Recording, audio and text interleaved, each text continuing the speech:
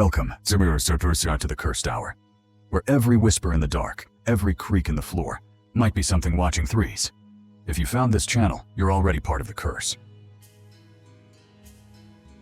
The shadow beyond the gym. I started to notice this creepy dude was active duty and would always show up at the same time I did, and he would just stare at me and smile. The gym was my sanctuary, a place to push my limits, but his gaze was a weight I couldn't lift. He was always there, his presence a shadow I couldn't shake. He was tall, athletic, but balding a bit, nerdy. His appearance was unremarkable, yet his stare was anything but. It wasn't admiration, it was something darker, something that made my skin crawl. I would guess maybe in his 30s, older, confident, but off. His smile too fixed, too knowing. I personally was in my early 20s at the time, and he ended up approaching me a few times, trying to make small talk. His words were casual, but his eyes weren't. I felt like prey, cornered in a place meant to be safe.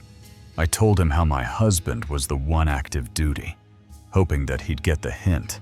My husband's name was a shield, a line I drew. But some lines are crossed, and some hints are ignored. I realized that I never asked this guy's name, and he never gave it to me. And I didn't care to know, because he creeped me out. His anonymity was a choice, a veil he wore. I didn't want his name, I wanted him gone. This later turned out to be a mistake, and you'll see why. Not knowing him made him a ghost, untethered, free to haunt me. After 8 long years of going to this gym, the dude was still there every day, staring at me. His persistence was unnatural, a ritual I couldn't break. He was a fixture, as constant as the weights, as relentless as time. I was a personal trainer and left my business cards at the front desk of the gym. This is important for later. My cards were a beacon, my ambition laid bare, but they were also a map, a way to find me. I didn't know he was watching, waiting, his eyes on more than my workouts. We found a rental house in the next town over, and we're so excited to start our civilian life. The house was a new chapter, a place to build our future. But some shadows follow, and some doors can't be locked. The move was a fresh start, or so we thought. I ended up converting our living room into an awesome gym, complete with commercial equipment. The space was mine, a studio born of sweat and dreams. It was freedom, a way to claim my life back from the gym's gaze. This allowed me to work at night from home and train personal clients privately, kind of like a training studio. My clients were my focus, their goals my purpose. I was tired of giving gyms a portion of my paycheck while working for them. The independence was intoxicating, a rebellion against the system. But independence comes with risks, and I was about to learn them. I was signed up through a company called Find Your Trainer, where clients could find trainers online in their area, and the company would schedule them for sessions with me, and they would prepaid through the website. The platform was seamless, connecting me with strangers who wanted to change. Strangers, though, can carry shadows, and one was coming for me. My phone chimed with an email saying that I had a new client scheduled who had purchased 6 sessions. The notification was a thrill, a sign of growth. I didn't then know who was on the other side, but I was about to find out. The doorbell rang, and my world shifted. I was nervous but overall excited. A new client meant new possibilities, new challenges. The doorbell rang, and what do you know? It was him. His face was the same. That smile a blade cutting through years. He'd found me, not by chance, but by design, because he had signed up through Find Your Trainer and not directly with me. I had no choice but to train him. The platform's rules bound me, his payment a chain. I hoped that it wouldn't be too awkward, but I couldn't understand why he was willing to pay me $63 per session when he was clearly in shape and knew what he was doing at the gym. His fitness was evident, his need for me a lie. He wasn't here to train, he was here for me. I started the first session with an arm workout, but I felt like I was wasting my time. His movements were precise, practiced, mocking my expertise. It was obvious that he already knew how to work out, and that irritated me. My purpose was to help, not perform. I got into training to help people who actually needed assistance in transforming their health and body. He was stealing that from me, turning my passion into a game. At one point, he commented on how nice I looked that day, and I forced a smile and said thank you. His words were a violation, his smile a threat. I was trapped, my home no longer mine. The second session broke the facade. For the next session, I planned to train him on back day. I prepared, determined to stay professional. As I demonstrated a lat pull down to his 6'3" body, while me being only 5'0" myself, I felt self-conscious and just wanted to get it over with. His size loomed, my smallness a vulnerability. His eyes were on me, not the machine, his intent clear. Then he told me I was doing it wrong and asked if he could show me. His voice was calm, but his words stung. I was offended, considering I was the trainer in this situation, but I tried to remain professional. I stood, ready to let him demonstrate. As I began to get up from the bench so he could correct me, he swooped in behind me and reached around to grab the handle above. His movement was swift, deliberate, but on the way to the handle, he grabbed me inappropriately. The touch was no accident, his hand a violation. My body froze, shock giving way to rage. I quickly jumped up and told him that was inappropriate. And then the session was over. My voice was firm, my boundaries redrawn. I texted him, saying I needed to terminate his sessions due to inappropriate behavior, and he simply responded that he understood. His reply was too calm, too accepting. I thought it was over, but he wasn't done. The night brought a new threat. I was reading a book in my room when I heard a noise outside. The sound was faint, a rustle in the dark, but it stopped my heart. I was alone, my husband gone, the house too big around me. I froze. The silence was heavy, the noise a crack in my safety. I didn't own a gun at the time and didn't have a dog, just a parrot that liked to cuss everyone out and 2 cats. My pets were no defense, their presence a mockery of my fear. I got up and peeked through the blinds and saw a man's foot disappearing around the corner as our shed flew open. The sight was a jolt, his shadow a confirmation of my dread. He was here, in my space, his intent a blade in the night. I freaked out, grabbed a butcher knife, and called 911, telling them that someone was trying to break into our house. My voice shook, the knife cold in my hand. The cops arrived and searched the property but couldn't find the suspect. The night had swallowed him, his tracks erased. Several of my husband's tools had been stolen from the shed. The theft was a wound, a violation of our home. I filed a report and asked the police to contact the HOA to check the security cameras to see who had entered the neighborhood that night. I clung to hope, to evidence.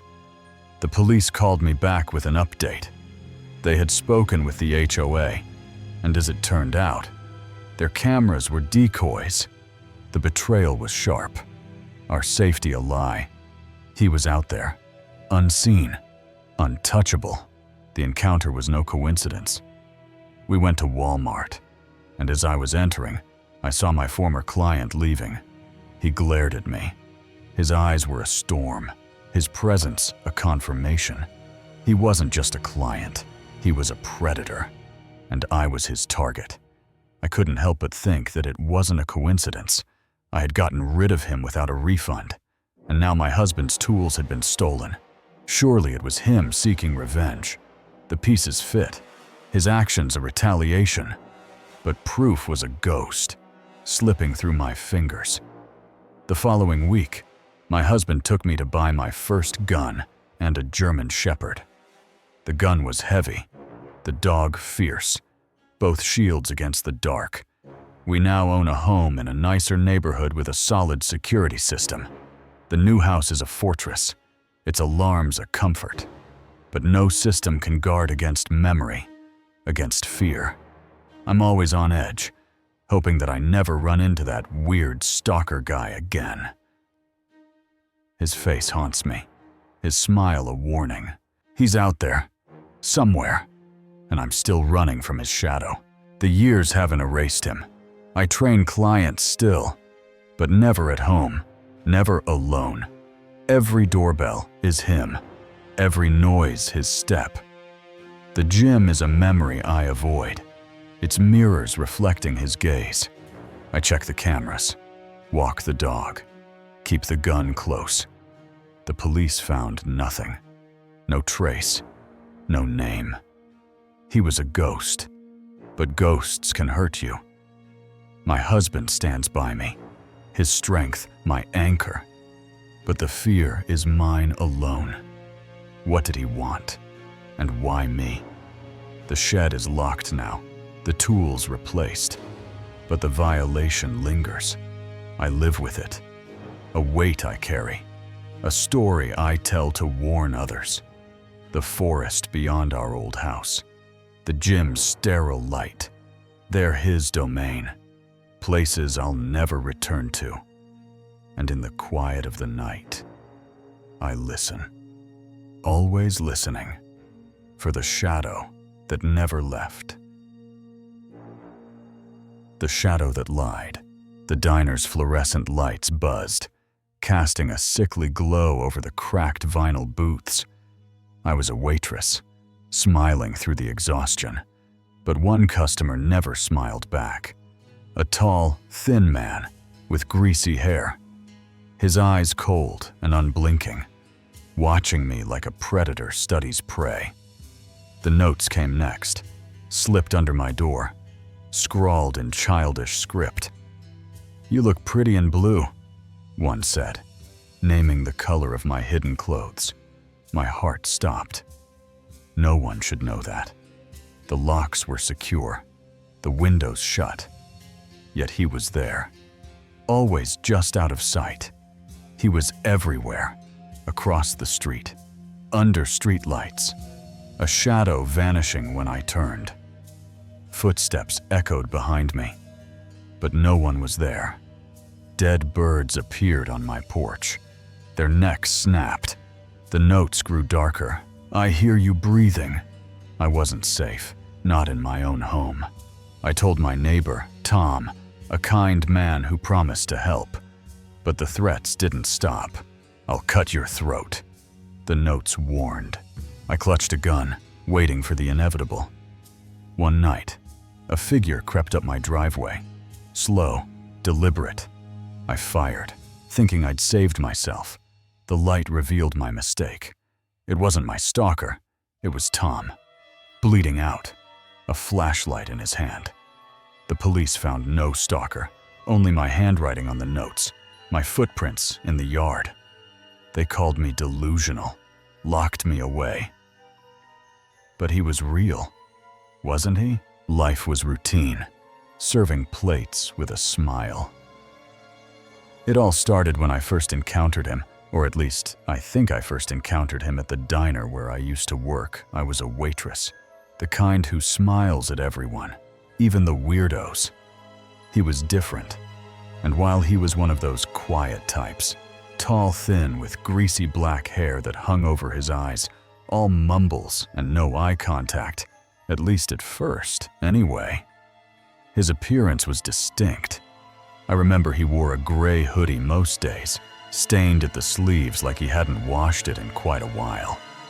He lingered, and then he'd sit in the corner booth for hours on end, just kind of nursing some black coffee, but it was only ever a black coffee. I didn't dwell on it. And I didn't think much of him at first. People come and people go. His stare was unsettling. But this particular guy just sort of kept staring at me. Not in a flirty sort of notice me way. Either his eyes were cold, like he was studying me, or maybe even sizing me up. It escalated one night. Then came the night that I caught him watching me through the window as I locked up. I brushed it off, and I told myself that it was nothing, just some weirdo lonely guy who thought that I was pretty and hadn't been taught that it was rude to stare. Then came the note. But it wasn't long before things started to get really creepy. About a week later, I found a note slipped under my front door. It was scrawled on a torn piece of notebook paper, and it said, "You look pretty in blue today." It knew too much. My work uniform wasn't blue, not at all. But what had actually been blue were the underwear that I've been wearing that day. Fear hit hard, and in that moment my stomach dropped. I lived alone. No one was supposed to know what I was wearing underneath, and my uniform didn't show anything off either. I checked my security. I checked the locks, the windows, and everything seemed fine. I tried to dismiss it. I threw the note away and told myself that it was nothing. Maybe a prank. Possibly by some local kids, I guess. And I tried to reassure myself with stuff like that. But it didn't work. I armed myself, and I started sleeping with a kitchen knife under my pillow.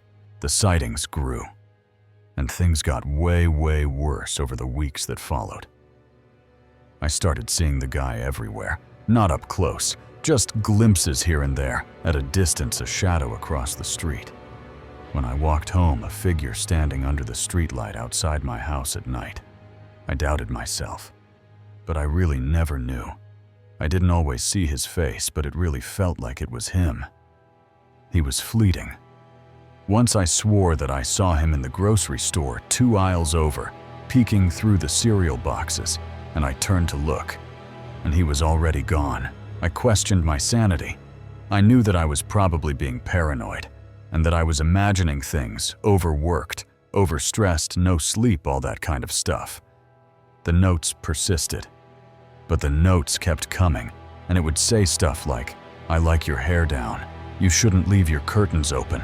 And I'm closer than you think." Each note in this childlike handwriting that made my skin crawl a little more each time I got one. I kept evidence, and on the advice of a friend, I stopped throwing them away, and instead kept them in a shoebox as proof that something was very wrong. I hoped for relief. I prayed things would get better, that he'd get bored of me, but the situation got even worse as time went by. Footsteps haunted me.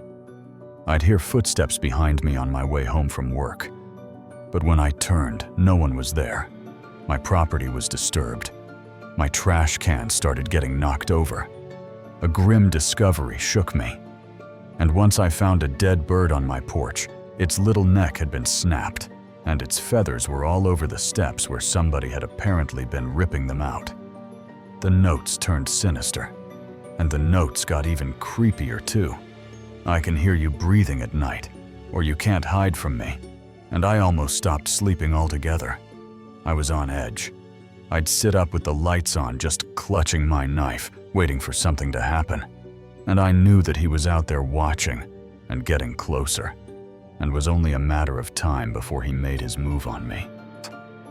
I sought help, but in the end, I couldn't take it anymore and told my neighbor Tom about it.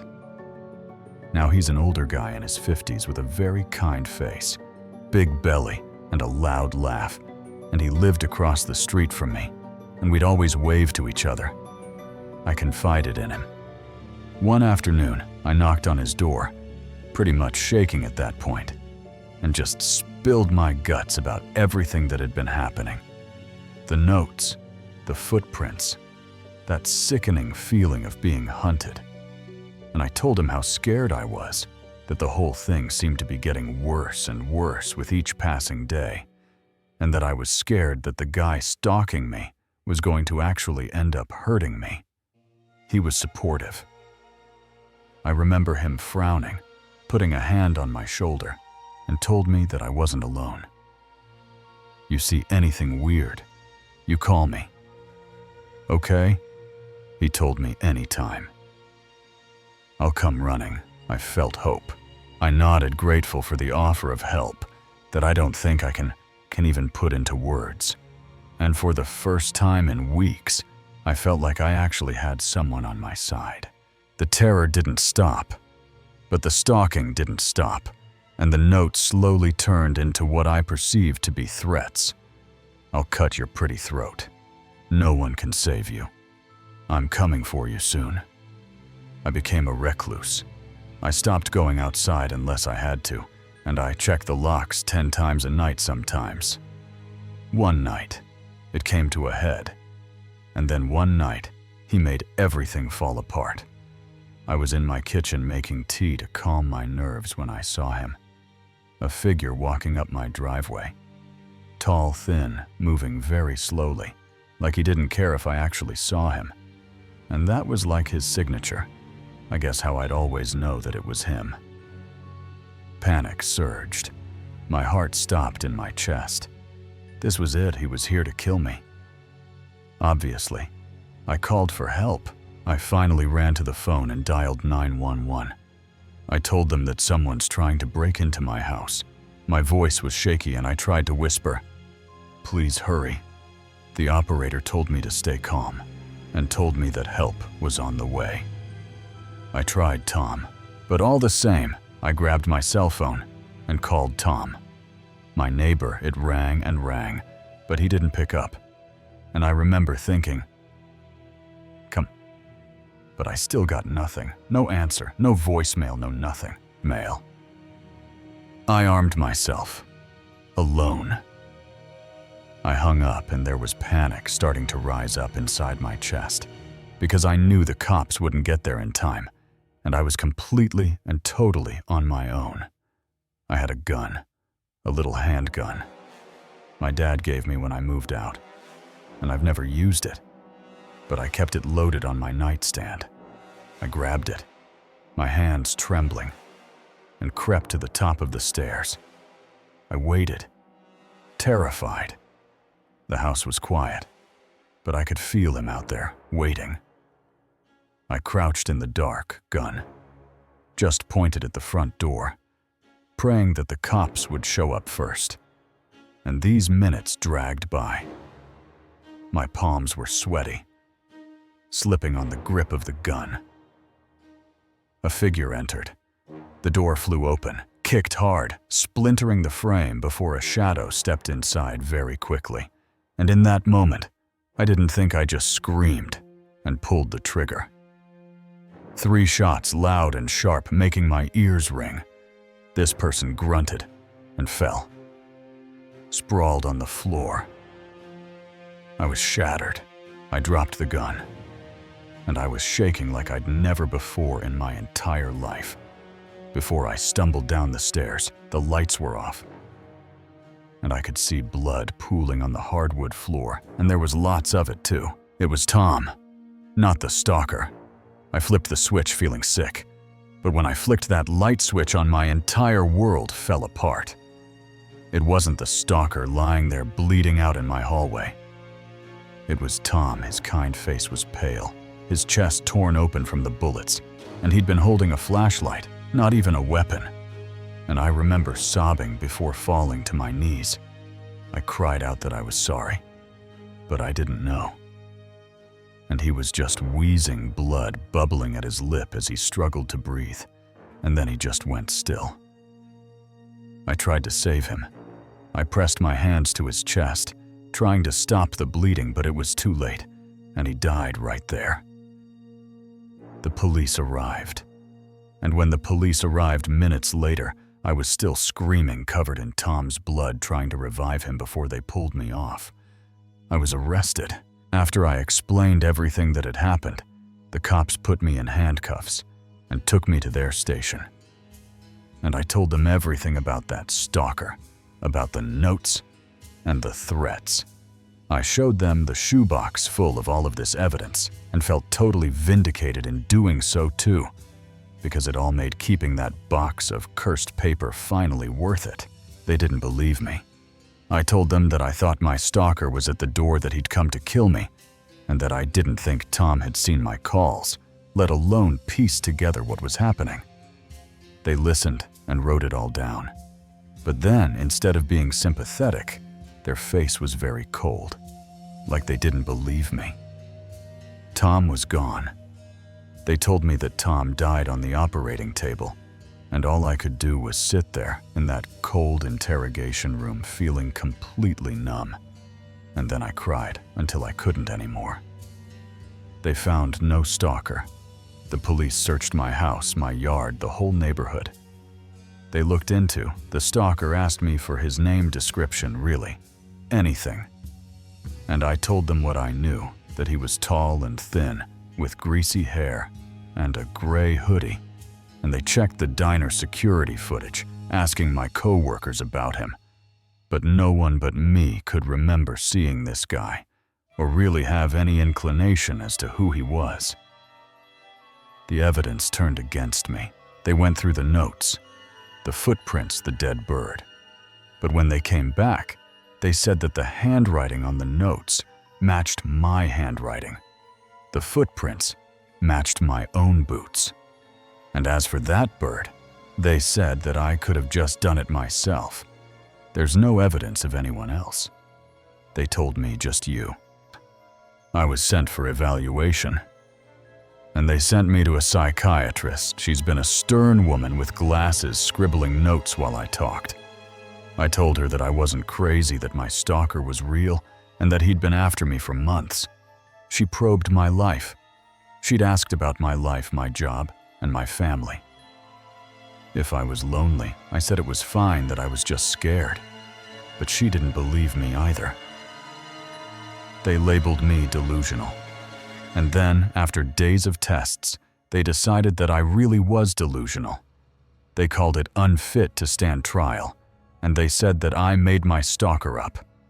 That the stress of living alone and working almost constantly broke me down, shattered my mind, and turned me into what became a killer. I was confined. They then locked me in some psych ward instead of a jail, a place with white walls, padded doors, and nurses who now look at me like I'm some kind of monster. I'm not insane, but I'm not crazy. My stalker was real. I've seen him with my own eyes. I felt him watching me. The notes, the threats. They weren't in my head. They couldn't have been. I didn't kill Tom on purpose. I swear that I thought he was my stalker, come to finally kill me. Or worse, I thought killing him meant saving myself. But now he's dead, and I'm trapped here. The walls here are suffocating. The nurse's stares colder than his ever were. I replay that night. The shadow in my driveway. The splintered door. Was it Tom all along, checking on me? Or was it him, slipping away as I fired? The notes are gone, taken as evidence, but their words burn in my mind. I see his face in every corner, that greasy hair, those empty eyes.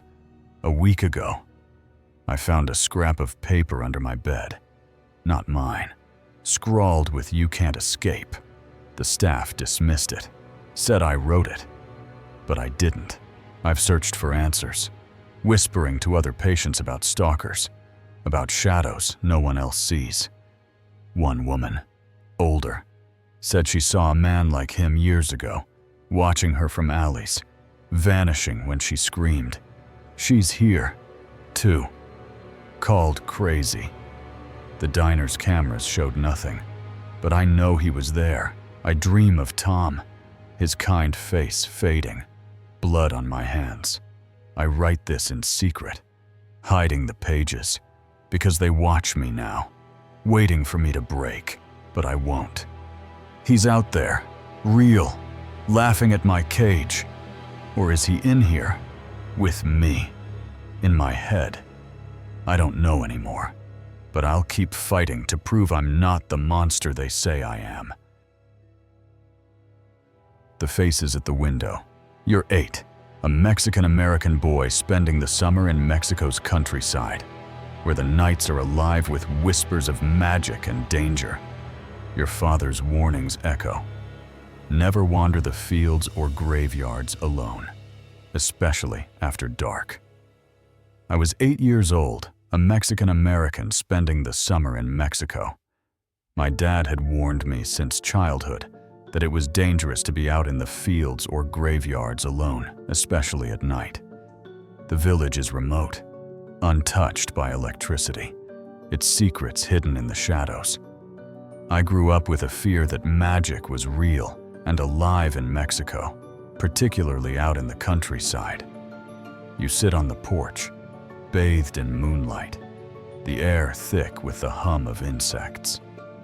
That night it was dark out, no electricity, only oil lamps, and I didn't know how to work one, so I just sat on the front porch in the moonlight, listening to the bugs. The bugs are louder tonight, their chorus almost drowning out the world, until a new sound cuts through. Steps. Multiple. Too close to have gone unnoticed. They were louder than usual, and then I heard footsteps.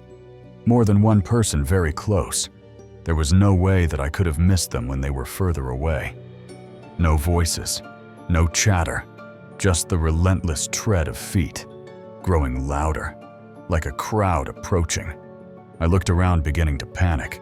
I didn't hear any voices or any banter, and it got louder, and it sounded like a mob. Panic seizes you, and you bolt inside, stumbling in the dark. I jumped up and ran inside, tripping a few times, psyching myself out like I was suddenly in a horror movie where every stumble meant certain death. You lock the door, heart racing, and grab a fireplace poker by the entrance. The door shut and locked. It grabbed the fireplace poker lying next to the doorway. You flee to your room, its door without a lock, the moonlight spilling through the window, and ran into my room. No lock on that door. My window faced the moon, lighting up the room, enough for my eyes to adjust, gripping the poker like a bat.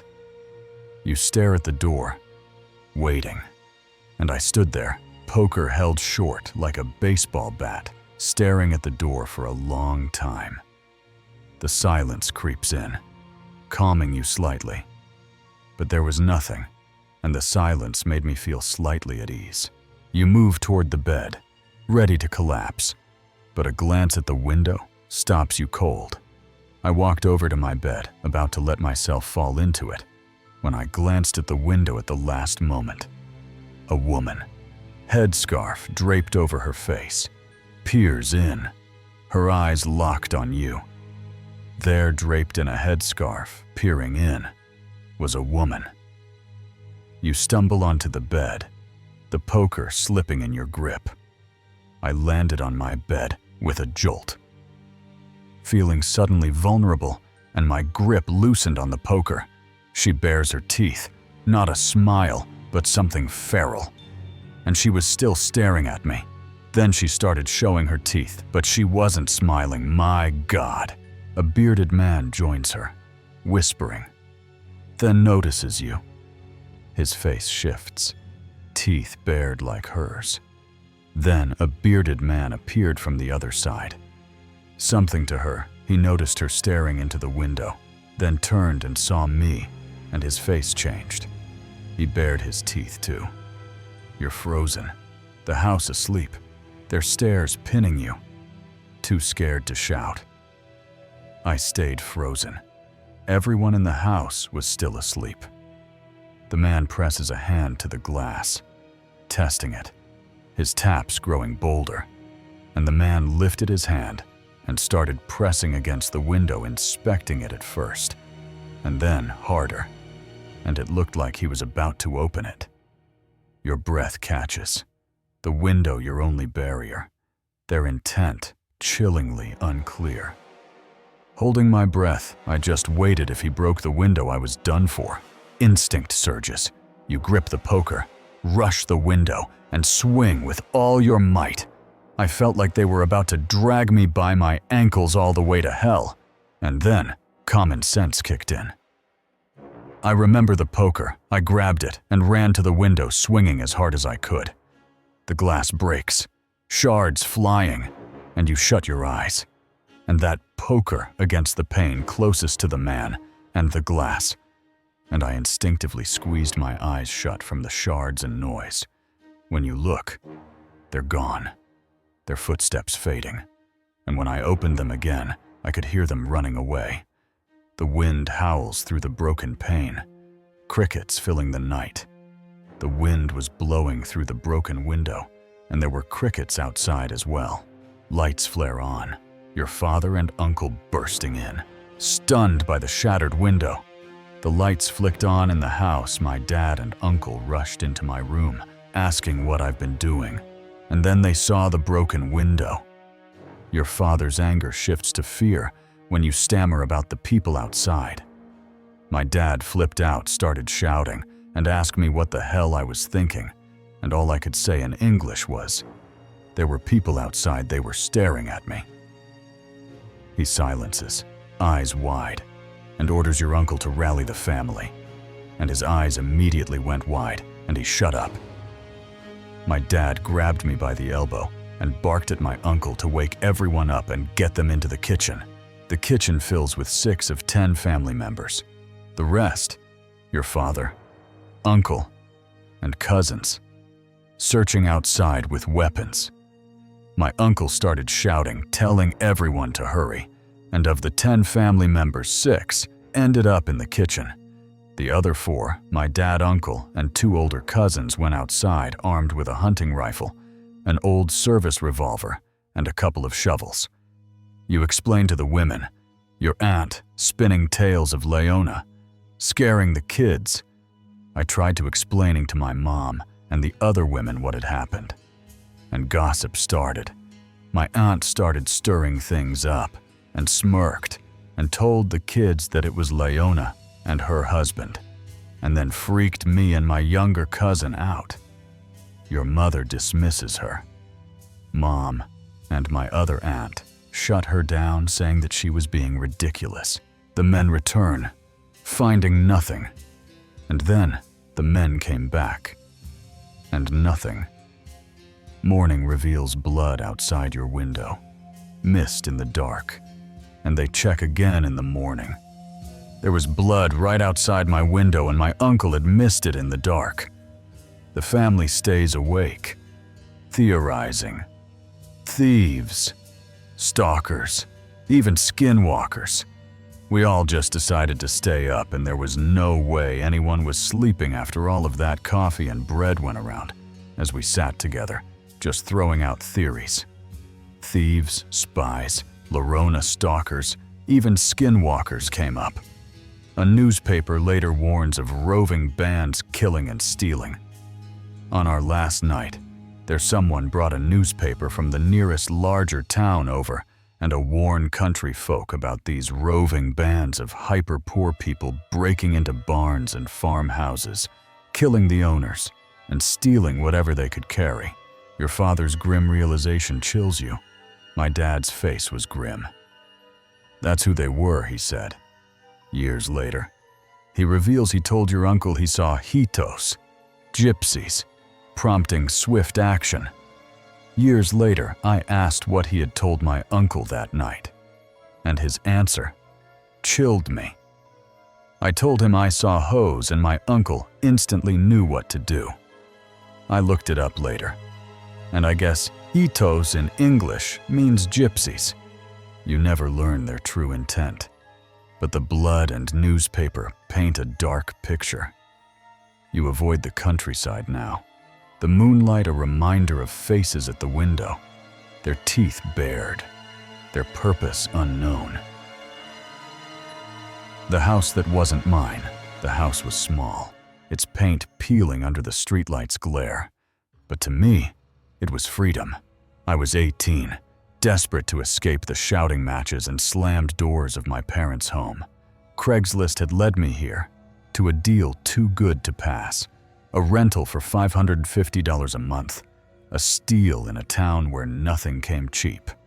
I should have known better, should have seen the warning in the price, but all I saw was a way out. That night, as I stood in the driveway, I didn't know I was stepping into a nightmare. Eileen met me at the door, her smile thin, her eyes sharp. She was older, her hair gray and wiry, her voice too eager as she showed me the house. No papers, no lease, just a deposit, cash in hand, and a promise I could move in tomorrow. I ignored the unease, the way her gaze lingered, the way the house felt too still. I was young, stubborn, ready to claim my independence, blind to the trap being set. The next day, I returned with my truck packed, keys in hand, dreams of a fresh start. But her car was still there, parked like it belonged.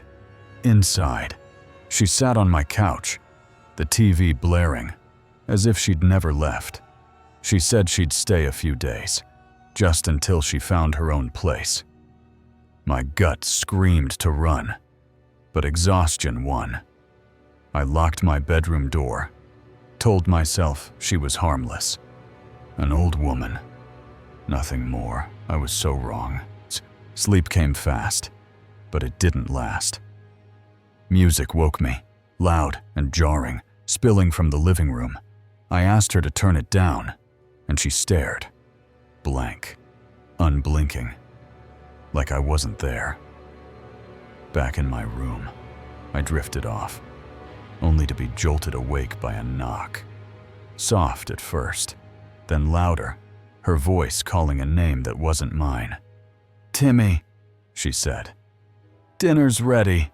My blood froze. I wasn't Timmy, and she wasn't my mother.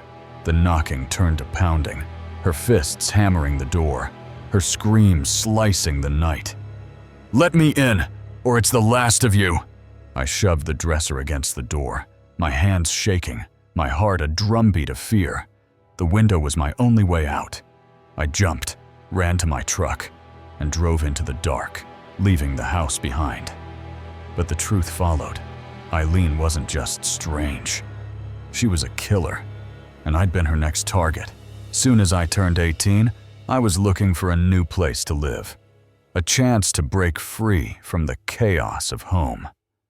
My parents and I didn't have the best relationship at the time, as I was sort of a hard-headed, arrogant teenager, and we would butt heads constantly, shouting matches that left us raw. Especially my father and I, our tempers clashing like storms. I love them both to death, and know they weren't the greatest parents, as all three of us had our flaws. But I'm just happy we were able to work through on everything, because nowadays we're doing much better as a family. Reconciled, stronger. But for years, things weren't so great around the house, a battlefield of words and regrets. I take responsibility for a lot of the blame, but definitely not all of it. We were all at fault, all hurting. None of my friends wanted to move out of their parents' house yet.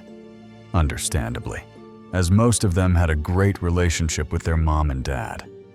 Their lives stable, their futures planned. They all had jobs and were going to college and trying to save up some money along the way.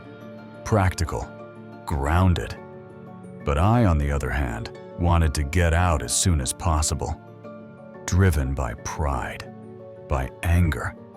My parents would always threaten to kick me out when I would get caught smoking weed or drinking alcohol. Their threats a constant hum. But every time I packed my things up and left, they would call the police and report me as a runaway. Their love tangled with control. Luckily, I never had to go to juvie, but I sat overnight in a jail multiple times in a holding cell for a quote-unquote lesson. Cold bars, hard lessons. I never really learned my lesson though. Too stubborn, too defiant. Unfortunately, I had to learn the hardest way imaginable, not through cells, but through terror. I wasn't cocky, just arrogant and hot-headed, a kid with too much to prove. So since I didn't know anyone who wanted to be roommates with me, I took a leap of faith. Bold. Reckless. I looked on Craigslist in hopes I could find a cheap place for rent, scrolling through listings, chasing freedom. Stumbled upon a decent but small-looking house that said it was renting for $50, a price that screamed opportunity.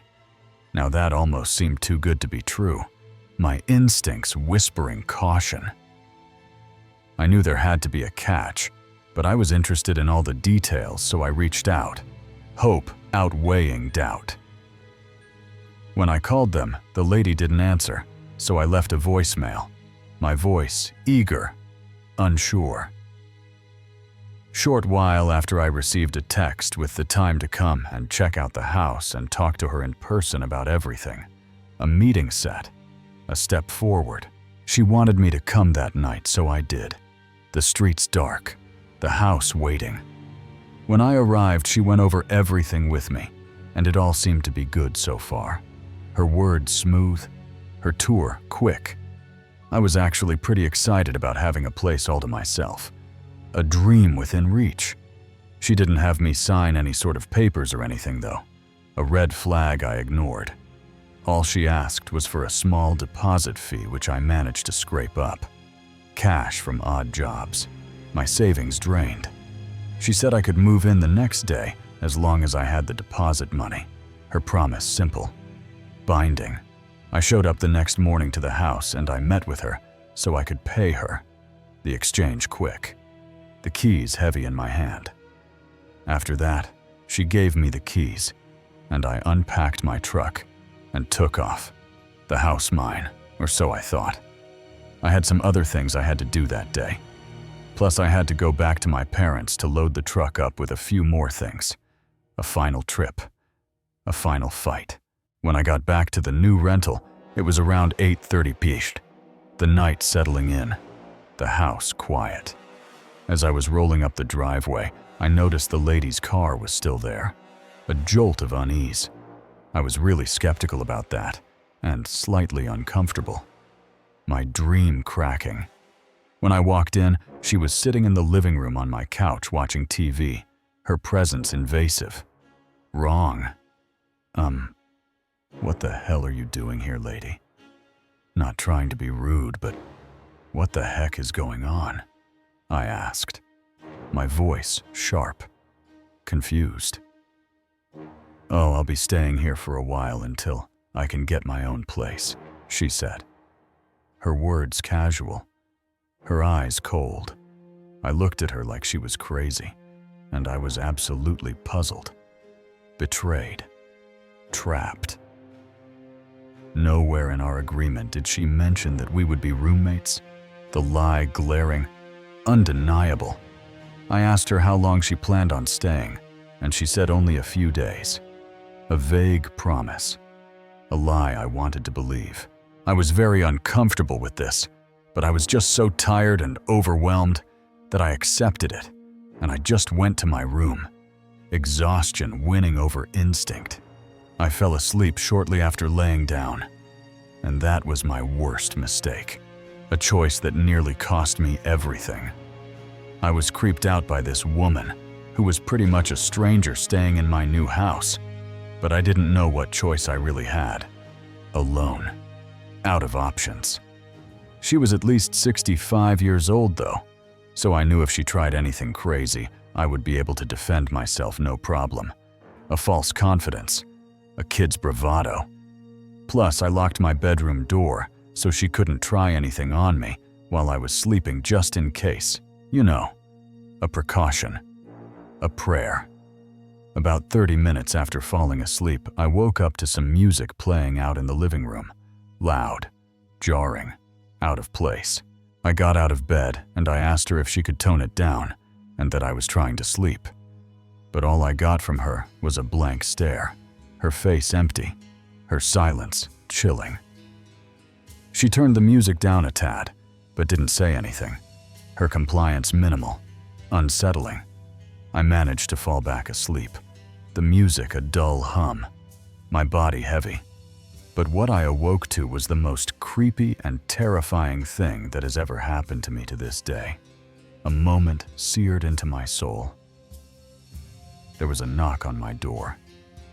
At first, it was very light, soft, almost gentle. "Hello, what do you want?" "I'm trying to sleep, lady," my voice groggy, annoyed. "Timmy, wake up," she said. "Dinner's almost done. You don't want to make mommy upset." Her words wrong, her tone eerie. After she said that, I felt this chill run down my neck to the bottom of my back. Fear like ice in my veins. My name isn't Timmy, so I knew something was wrong with this lady. A truth that hit like a freight train. As a matter of fact, my name is nothing even close to that. The disconnect terrifying. I was so stunned that I didn't even say anything. Frozen. Silent. Hoping she'd leave. I was hoping she would just walk away and leave me alone. A futile wish. Less than a minute later, she started banging on the door with both fists closed relentlessly, all while screaming at the same time. "Let me in now." Her voice a roar, her fists a storm. "I swear to God, if you don't, it will be the last of you, boy." Her threat real, deadly. I was scared she was going to get the door unlocked somehow, so I scooted the dresser across the room and I moved it in front of the door, my arms straining, my heart pounding. I then grabbed my phone and opened the bedroom window and jumped out and ran straight to my truck and drove off. The night swallowing me, my escape frantic.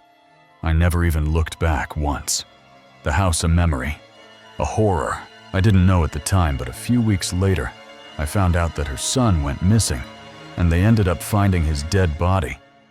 A truth that shook me. Eileen was the lady's name, by the way, and she was pinned for the murder of her son. Her crime exposed, her darkness revealed.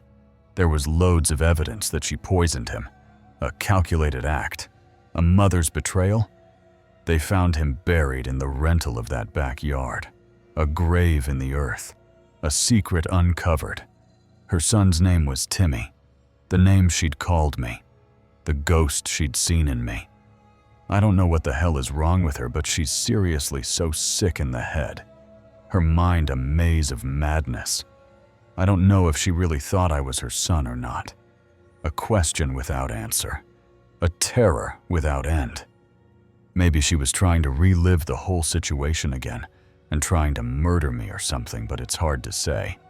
Her intent unclear. Her danger real. Or maybe she's so insane that she actually thought I was her son. A delusion too deep to fathom. It feels like a fever dream talking about this even now. A memory that blurs. Unreal, yet vivid. This woman was batshit insane. A truth as sharp as the fear. And I'm 100% convinced that if I ate the food she made for me that night, that I would be 6 feet under just like Timmy. A fate I escaped. A life I kept. I drove straight to a friend's place that night, my truck shaking as much as I was. I didn't tell my parents. Not then. Too proud. Too scared of their judgment. But I called them the next day, my voice breaking as I admitted I'd been wrong, that I needed them. They came for me. No questions, no blame, just arms that held me tight. We talked, really talked, for the first time in years, and the walls between us began to crack. I never went back to that house, never saw Eileen again. The police contacted me weeks later, after her arrest, asking questions I could barely answer. They found the backyard, the body, the poison, evidence of a crime I'd narrowly escaped. I read about her in the news, saw her face, those sharp eyes, and felt the chill again. She'd killed Timmy, her own son, and buried him where she'd planned to keep me. I don't know why she chose me, if it was chance or something darker, but I know I'm lucky, luckier than I deserved. The house is gone now, torn down, the lot empty, but it lives in me, a lesson carved in fear, a reminder to listen when the world feels wrong. I'm older now, wiser, my family closer than ever. We've healed, grown, learned to forgive each other's flaws. But I don't trust easily. Don't wander blindly. Don't believe in deals too good to be true. Eileen's voice still echoes sometimes, in quiet moments, in dark rooms, calling a name that isn't mine. I lock my doors, check my windows, and thank the stubborn kid who ran, who chose life over pride, who made it out when Timmy didn't. The stench in the closet. I was just getting home from a long day of school and work. The city buzzed outside, its hum a distant echo as I climbed the stairs to my apartment. Exhaustion weighed on me, each step heavier than the last, but the air felt wrong, tainted with something foul that clawed at my senses. I fumbled with my keys, eager for the comfort of home. Was that smell coming from inside? Or was it just the hallway's stale air? Right off the bat, when I walked into my apartment, I noticed that it smelled foul. The odor hit like a wall, sharp and rancid, twisting my stomach. It wasn't just a bad smell. It was a warning, a sign something was terribly off. I immediately walked over to Ryan's room, who was a good friend and roommate of mine at the time, to see if he knew what the smell was. Ryan was my anchor, a friend since childhood, always there with a laugh or a beer. But his door was shut, the silence behind it unnerving. I knocked on his door and he didn't answer. The quiet was deafening, a void where his voice should have been. That was weird, because he was always home, and he always answered the door when I knocked. Ryan was a creature of habit, his presence a constant in our shared space. Why was he silent now, when the apartment reeked of something sinister? So, I lightly tapped on the door again and said, "Hey, bro, are you in there? You awake?" But again, there was no answer. My hand lingered on the knob, doubt creeping in like a thief. I really felt like barging through. I can't lie to you, but I held back the urge as I wouldn't want the same thing done to me. Respect held me back, but the smell was a siren, urging me to act. What if something was wrong, terribly wrong? A couple hours passed, and the smell grew more intense. It was no longer just a nuisance, it was a presence, seeping into every corner of the apartment. I tried to distract myself, scrolling through my phone, but the odor was relentless, a claw tightening around my chest. I blew Ryan's phone up, hoping for a response, but he never replied with a single text. I must have called 5 or 6 times, and every single time it went straight to voicemail. Each unanswered call was a brick in the wall of my growing fear. This was extremely uncommon for him to do. Ryan was always quick to reply, his texts a lifeline in our chaotic lives. Where was he? And why was his silence so loud? Before I get into this story any further, I'd just like to add that this really isn't for the faint of heart, and I'm putting a trigger warning for this, so you can't say you weren't warned beforehand. This isn't a tale for the squeamish. Its truth is raw, its horror real. A few more hours passed by, and the smell grew even more intense. The air was thick, choking, a vile cloud that seemed to pulse with malice. It was absolutely wretched, and it started to seem like it was coming from Ryan's room. The realization was a cold knife, slicing through my denial. At this point, I didn't care if he was in there or not, and I didn't care what he was doing. I was determined to get to the bottom of the damn smell. My resolve hardened, fear giving way to a desperate need for answers. "Ryan, if you're in there, I'm coming in there," I said. My voice echoed in the empty apartment, a challenge to the unknown. Right after I said that, I turned the door handle, tried to open the door, but of course, it was locked. The lock was a barrier, but it wouldn't stop me now. I grabbed a bobby pin from the guest bathroom and I picked through the lock. My hands shook, the pin slipping as I worked. Each click was a step closer to the truth, and I wasn't sure I wanted it. After messing with it for some time, I opened the door and I was met with one of the nastiest smells you could imagine. The stench was a physical force, slamming into me, a wave of decay that made my eyes water. I'm talking 20 times as bad as the original odor. Smelled so bad that the odor was practically leaving a stench trail straight to the closet. Horrified, I walked over to it and I opened it up, and what I was met with was next-level insanity. The closet door creaked, revealing a nightmare that seared itself into my soul. I couldn't believe what my eyes were seeing. There was a garbage bag with an animal leg sticking out of it and maggots everywhere. The leg was limp, its fur matted with blood, crawling with writhing larvae. It had to have been sitting there for weeks. The sight was a gut punch, a betrayal of everything I thought I knew. I about threw up on the spot. My stomach churned, bile rising as the reality sank in. I didn't know what kind of animal it was at the time, but it seemed to be a dog. A dog, innocent, trusting, reduced to this horror. I don't care if I seem like a for this either, because that's just not right. No one could see this and stay silent. It was a crime, a violation of decency. So, I called the police immediately, and I snitched on my friend, or whatever you want to call it. My hands trembled as I dialed, guilt warring with righteousness. I explained the whole thing to the dispatcher, and the cop showed up within 10 minutes.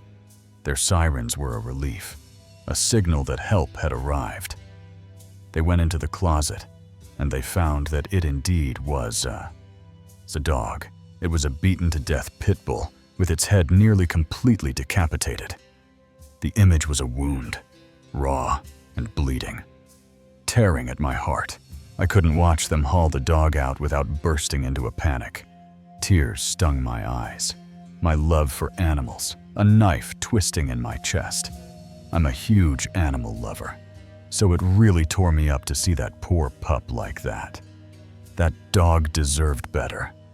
Its life stolen by cruelty.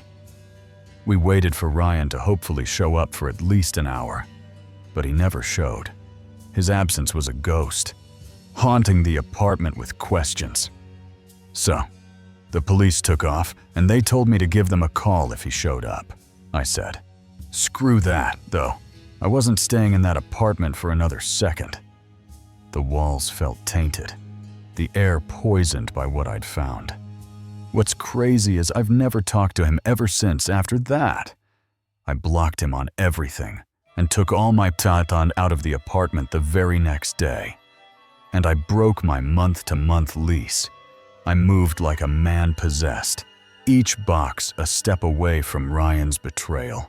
I have no idea where Ryan is or where he ended up. He was gone. A shadow vanished into the city. Talk went on around town that he wound up missing, but I could give a less, to be honest. The rumors were whispers, meaningless against the weight of his crime. That scumbag deserves what's coming to him 100%. Justice was a fire in my veins, burning away any pity. I'm glad I barged into Ryan's room when I did though, 'cause what if I didn't? The thought was a chill, a what if that haunted me. But if I would have found out what he had done while he was there, would he have tried to kill me, too? The question was a specter, lurking in my nightmares. They put a warrant out for his arrest. I believe the law was hunting him. But would it find him? I hope they find the son of a... My anger was raw, a shield against the pain. You really never know someone, do you? It was a lifelong friend of mine up until this very moment. I'm talking from first grade to senior year. It still bewilders me thinking back on everything even now. Ryan's laughter, our shared secrets, all lies masking a monster. It's hard to believe that the Ryan I knew was capable of something like that. How had I missed the darkness in him, the cruelty hidden behind his smile? He was sick mentally. His mind was a labyrinth, its depths a horror I'd never understand.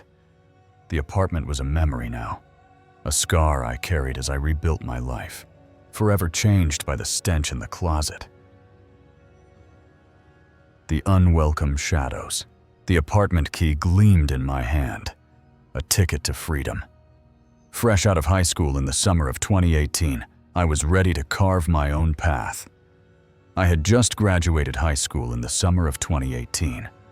2 years of saving from my job had netted me $10,000, enough for a one-bedroom downtown. Steps from my old school. I was wanting to get my own place, and I had been saving up money from my job for 2 years to do just that. The location was ideal, near friends, a grocery store, parks, everything I needed. My original plan was to rent out this cheap one-bedroom apartment that was downtown and right next to the high school that I went to. It felt like a dream. 5 friends already lived in the building, making it a no-brainer. I had like 5 friends that I knew that were already living there, so it was the perfect place. Debt-free, with a paid-off car. I was on top of the world. I had saved up $10,000 and I wasn't in any debt. My car was paid off and I was happy to be alive. Getting approved for the apartment was pure joy. My own space, my sanctuary. I applied for the apartment online, and when I was accepted for it, it felt great. I moved in, savoring the quiet of my 4 walls. Felt great to have my own space where I could enjoy myself in my own 4 walls. Trouble crept in. A week later, the dream soured. Everything took a dramatic turn about a week after living there. Though, 2 friends, Aaron and Rob, lived 2 floors above me. Well, Aaron and Rob, who were 2 good friends of mine, actually lived in the same building as I did, but on the 3rd floor, just 2 apartments above me, where I was on the 1st floor. Their visits started innocently, hanging out, catching up. They came over a couple times, and we hung out for a bit. But soon, they overstayed, lingering too long in my introvert's haven. They started spending a little bit too much time at my place. They wouldn't leave. After 2 days straight, I politely asked for space, craving solitude, and eventually, after them staying over for 2 days straight, I kindly asked them to leave so I could have some me time.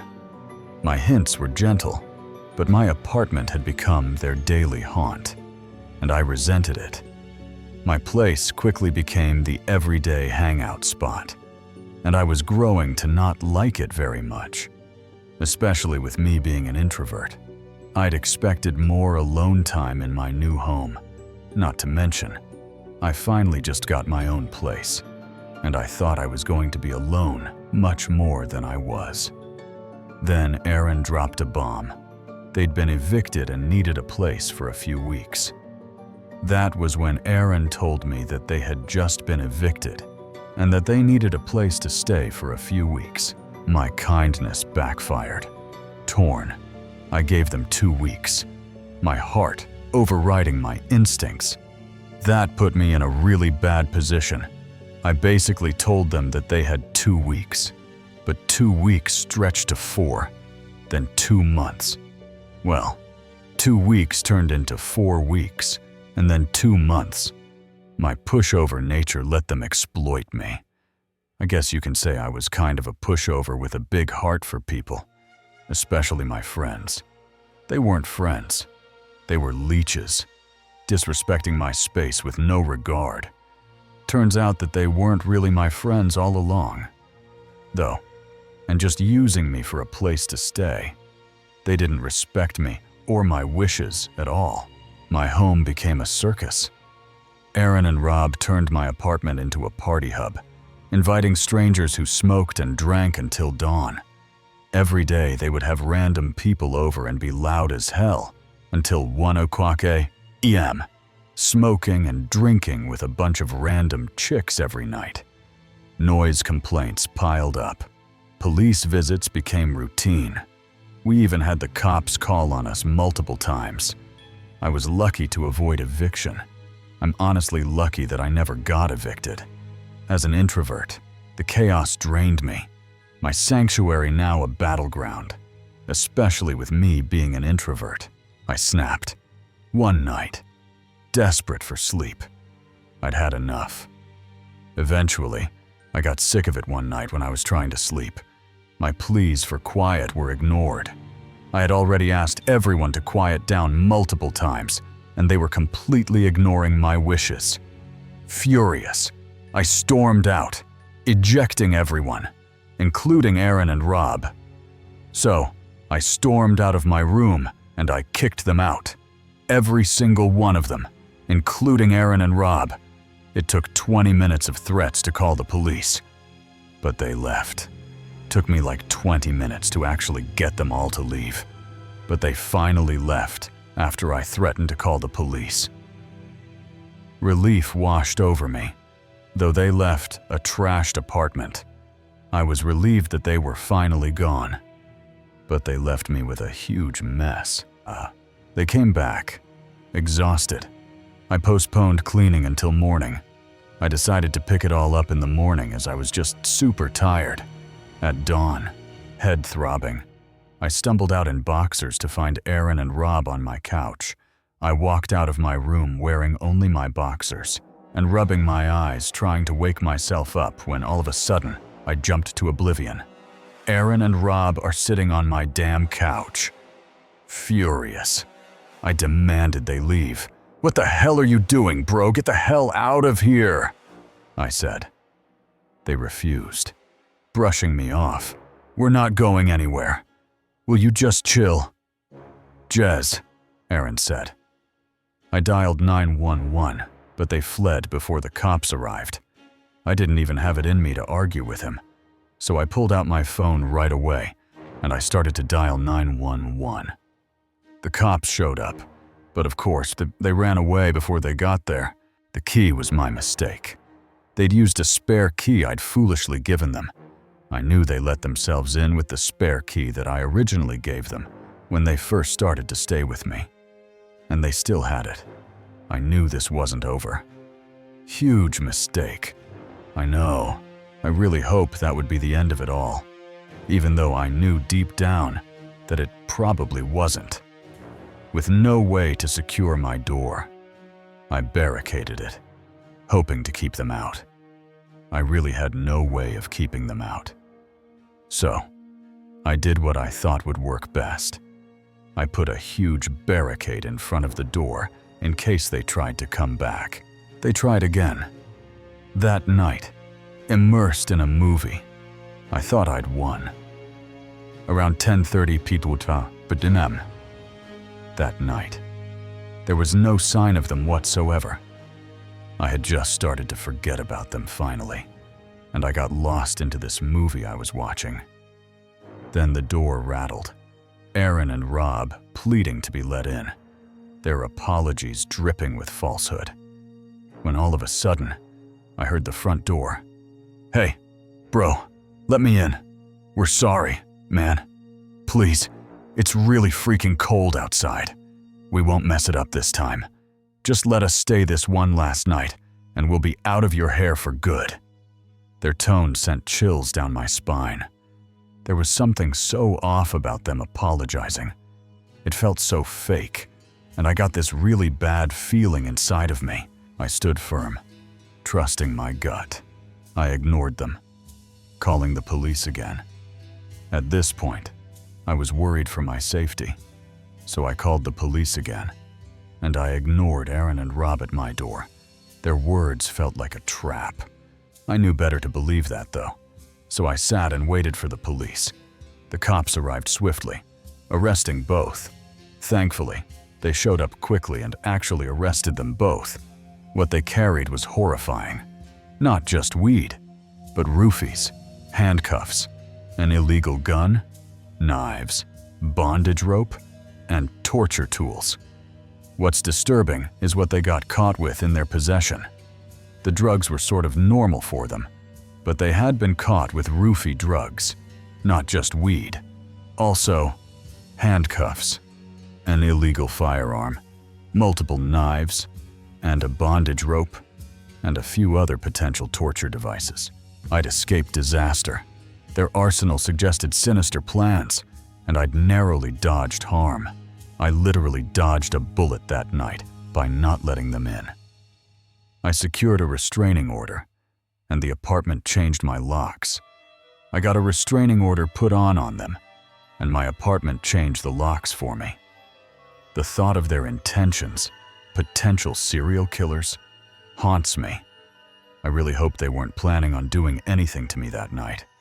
But man, I don't know. The odds don't seem in my favor. At this point, they seem like potential future serial killers. I'm a nerd, focused on school and sports, not their world. There's something not right about that. I'm more of the nerdy type that likes to focus on school and sports. Alcohol lost its appeal. I dabbled in drinking with them, but that night soured it forever.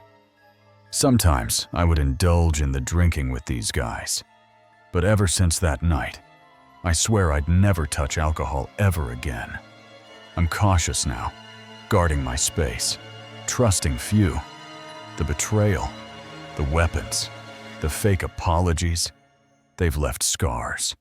A reminder that even friends can hide monstrous shadows.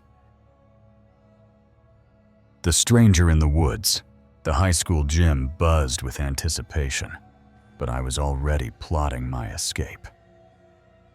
In my last semester of high school, some friends and I decided to skip the pep rally for the girls' varsity basketball team, making the playoffs for the first time. As a senior, I'd grown restless, eager to ditch the school spirit for something real. My last period of the day was theater tech. I was just taking it as a fine arts credit, and two friends of mine in the grade below me were in that class with me. In theater tech, I bonded with two juniors, their mischief a perfect match for mine. We decided to skip the pep rally, leave school early, and go to the nearby Taco Bell like we did every day. Our daily Taco Bell run was a ritual, a taste of freedom before graduation. But today, our plan would lead us into a danger we never saw coming. Hidden in the woods we thought we knew, the school's parking lot was a gauntlet, watched by eagle-eyed administrators. However, administrators and security guards patrolled the parking lots to catch kids trying to skip, so we took a detour through the nature trail on campus in order to avoid them. The nature trail, a quiet shortcut through campus, was our secret route. Once in the nature trail, we came across this kid I hadn't seen before. He emerged from the shadows, a stranger in a place we'd claimed as ours. He was a skinny white kid, with shaggy black hair, wearing baggy jeans and a plain white t-shirt. His disheveled look, wild hair, stained clothes, stopped us cold. We exchanged glances, our casual escape now tinged with unease, as if the trail itself was warning us to turn back. The kid's eyes darted, his breath uneven, like he'd been running from something. The most notable thing about him was his general look of dishevelment. His hair was wild and full of leaves and twigs, and his plain white t-shirt was sturdy, and the knees of his jeans were stained green and brown. He looked like he'd been living in the woods, a fleeting thought that chilled me. My two friends said hi to him, because my friends were in the grade below me, and later told me that the kid was in their grade, and with just acquaintances with my two friends. Their greeting was cautious, his presence an anomaly. It was supposed to be just a quick hello, but I couldn't help but notice how scared he looked, and how suspicious he seemed of us. His fear was palpable, his questions sharp, probing our intentions. The trail, once a safe haven, now felt like a stage for something far more sinister. His voice trembled as he revealing a plan gone awry. He asked us what we were doing in the woods, and we told him we were skipping the pep rally. One of my friends asked, "What have you been doing out here camping?" Our nervous jest was met with a grim stare. He explained that he was dropped off at school that morning and was supposed to get on a bus to take him to DA, which is the alternative school that kids who got suspended from school went to. His DA uniform explained his plain clothes, but not his panic. He then explained that he didn't want to go to the alternative school, so when his mom dropped him off, he pretended like he would wait for the bus and then hide in the trail for the full 8 hours of the school day. His story was desperate, but his skittishness hinted at a darker truth. We nodded, eager to leave, but his next words froze us in place, pulling us into his dangerous world. The air grew thick as his demeanor shifted, his eyes locking onto ours. He was still acting really skittish though, and without even looking at each other or speaking to each other. My friends and I could feel that something wasn't right with him, and that we were in some kind of danger. An unspoken alarm passed between us, our instincts screaming. He tells us that people were going to start looking for him pretty soon, that he was going to be in a lot of trouble. We told him that he'd probably be fine hiding there in the woods. But he tells us, "And man, you don't understand. I broke into a car at the fellowship." He gestured toward the church's lot. His confession, a gut punch. He then pointed in the direction of the mega church that had a parking lot that backed up to my school. I took this from his waistband. He pulled out a handgun, and I felt sick to my stomach. The gun gleamed, a real threat in his trembling hand. We were no longer just kids skipping school. We were face to face with a ticking bomb, and time was running out. My heart raced, the gun's presence turning the trail into a trap. I had never seen a gun in real life before. At this point, I felt in danger, not just because he pulled a gun. I'd never really been scared of them, more so that the entire interaction felt uneasy, and that the guy was already unsettling and desperate. His desperation was a live wire, unpredictable. One of my friends very cautiously tells him that he should probably just ditch it and take off somewhere. The suggestion hung in the air, met with a long, unnerving stare. He just stood there, staring at us for an uncomfortable amount of time. His eyes were meeting each of ours. I broke the silence, my voice steady despite my fear. I broke the silence by saying that we wouldn't tell anyone, but that we really had to go before the pep rally ended. We edged toward escape, but his insistence held us captive, his gaze a silent demand for compliance. His tone hardened, his request now a veiled threat. And my other friend, who had been virtually silent the entire time, spoke up and said, "Yeah, and it's best we're not around if they start looking for you, for that," gesturing to the handgun. The words were a mistake. His eyes narrowed, and once more he asked if one of us could take him home. This time it felt more like a command. I refused, my defiance a spark in the tension. I've never been a super brave person, but in that moment I don't know why I just blurted out, "And man, I'm good." Silence fell, heavy and charged. Again there was an uncomfortable silence. Then he asked, "Before you leave, do you guys want to see something?" His offer was ominous, a lure we couldn't trust. We exchanged glances, our resolve hardening, knowing we had to act before his intentions became clear. My friend's boldness cut through the standoff. My first friend was kind of a hothead, and although he was uncomfortable with the situation, I don't think he was afraid of conflict. Nor was I. But my other friend, however, was not a fan of conflict and would always de-escalate first. We shared a silent pact, ready to run or fight. We all looked at each other, and me and my first friend kind of had an unspoken understanding, like this is going to happen. If we have to run our fight, we might have to do it now. One friend spoke, deflecting. My other friend was very visibly afraid. He asked, "What do you want to show us?" And before they could answer, my first friend said, "We don't want to see. We have to go." We moved, fast, past him.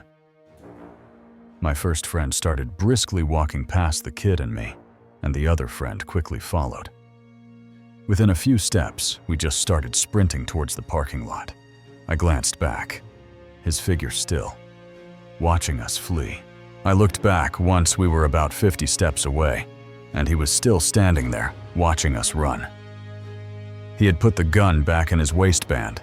Before taking a small adjacent trail back deeper into the woods, the parking lot was a swarm of police, their presence a shock. By the time we made it to the parking lot, there were police everywhere. We were sweating out of breath and terrified. We slipped back towards school, unnoticed in the chaos.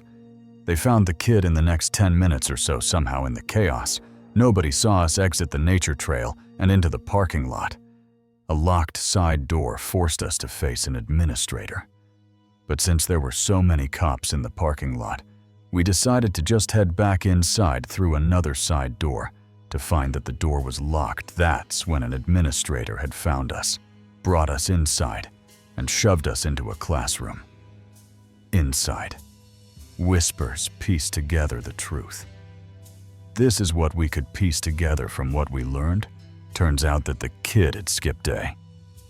Like he said, hid in the nature trail, broke into a car at the church and stole a semi-automatic shotgun and a handgun from the car. His plan was far darker than we'd feared.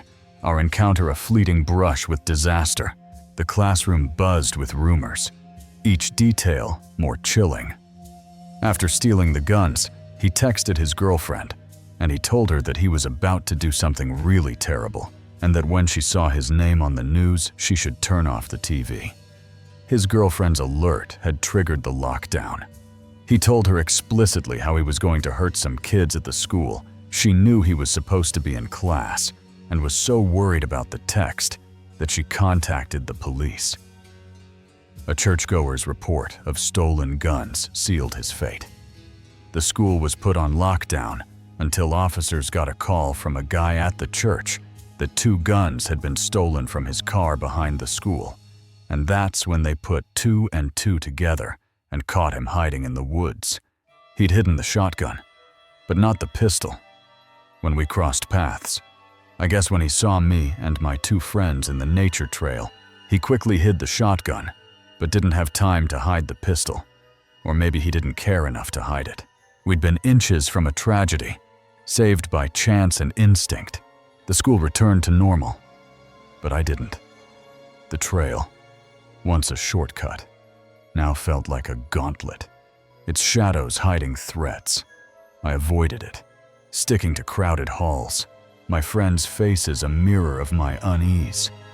We never spoke of the encounter publicly, our silence a pact to bury the fear. But at night, his eyes, wild, desperate, haunted me. His gun a vivid memory. I researched the incident, finding a brief news report, a troubled teen, a stolen arsenal, a plan thwarted. No mention of us, our role a secret even to ourselves. The church's lot, so close to school, became a place I couldn't pass without a shiver, its proximity a reminder of how thin safety's veil was. Graduation came, but the woods left their mark. My friends and I drifted, our bond strained by the weight of that day. I started college, but the trail's lesson, trust your gut, stayed with me. I took self-defense classes, their drills a way to reclaim control, a classmate's story of a similar encounter, a stranger in a park, echoed ours, a pattern of near misses. I shared my tale sparingly, each telling a release. But the what-ifs lingered. What if we'd gone with him? Seen his something? The police had found him, but his intent, his next move, remained a void. A question mark that followed me years later. I drove past the school, its nature trail unchanged. The memory of that kid, his gun, his stare, was sharp, but no longer paralyzing. I'd learned to listen to my instincts, to act when danger loomed. My friends and I reconnected, our laughter now tinged with gratitude for our escape. I kept a photo from that semester, the three of us smiling, unaware of what awaited. It was a reminder. We'd faced the stranger in the woods and won, not with force, but with the courage to run. If another threat emerged, I'd be ready, armed with the clarity that day had forged. The edge of mercy. I was only 16 and in high school. The world was simple then, a cycle of classes, friends, and the hum of teenage life. But simplicity shatters when fear takes hold. And I wasn't ready for it. It was just a regular day at school. The halls buzzed with chatter, the air thick with the scent of cafeteria food. I didn't know that day would carve itself into me, a scar I'd carry forever. I had finished my lunch and was heading back to class when suddenly the intercom came to life. The speaker crackled, a sound that silenced the crowd. My heart skipped, the ordinary turning ominous in a heartbeat.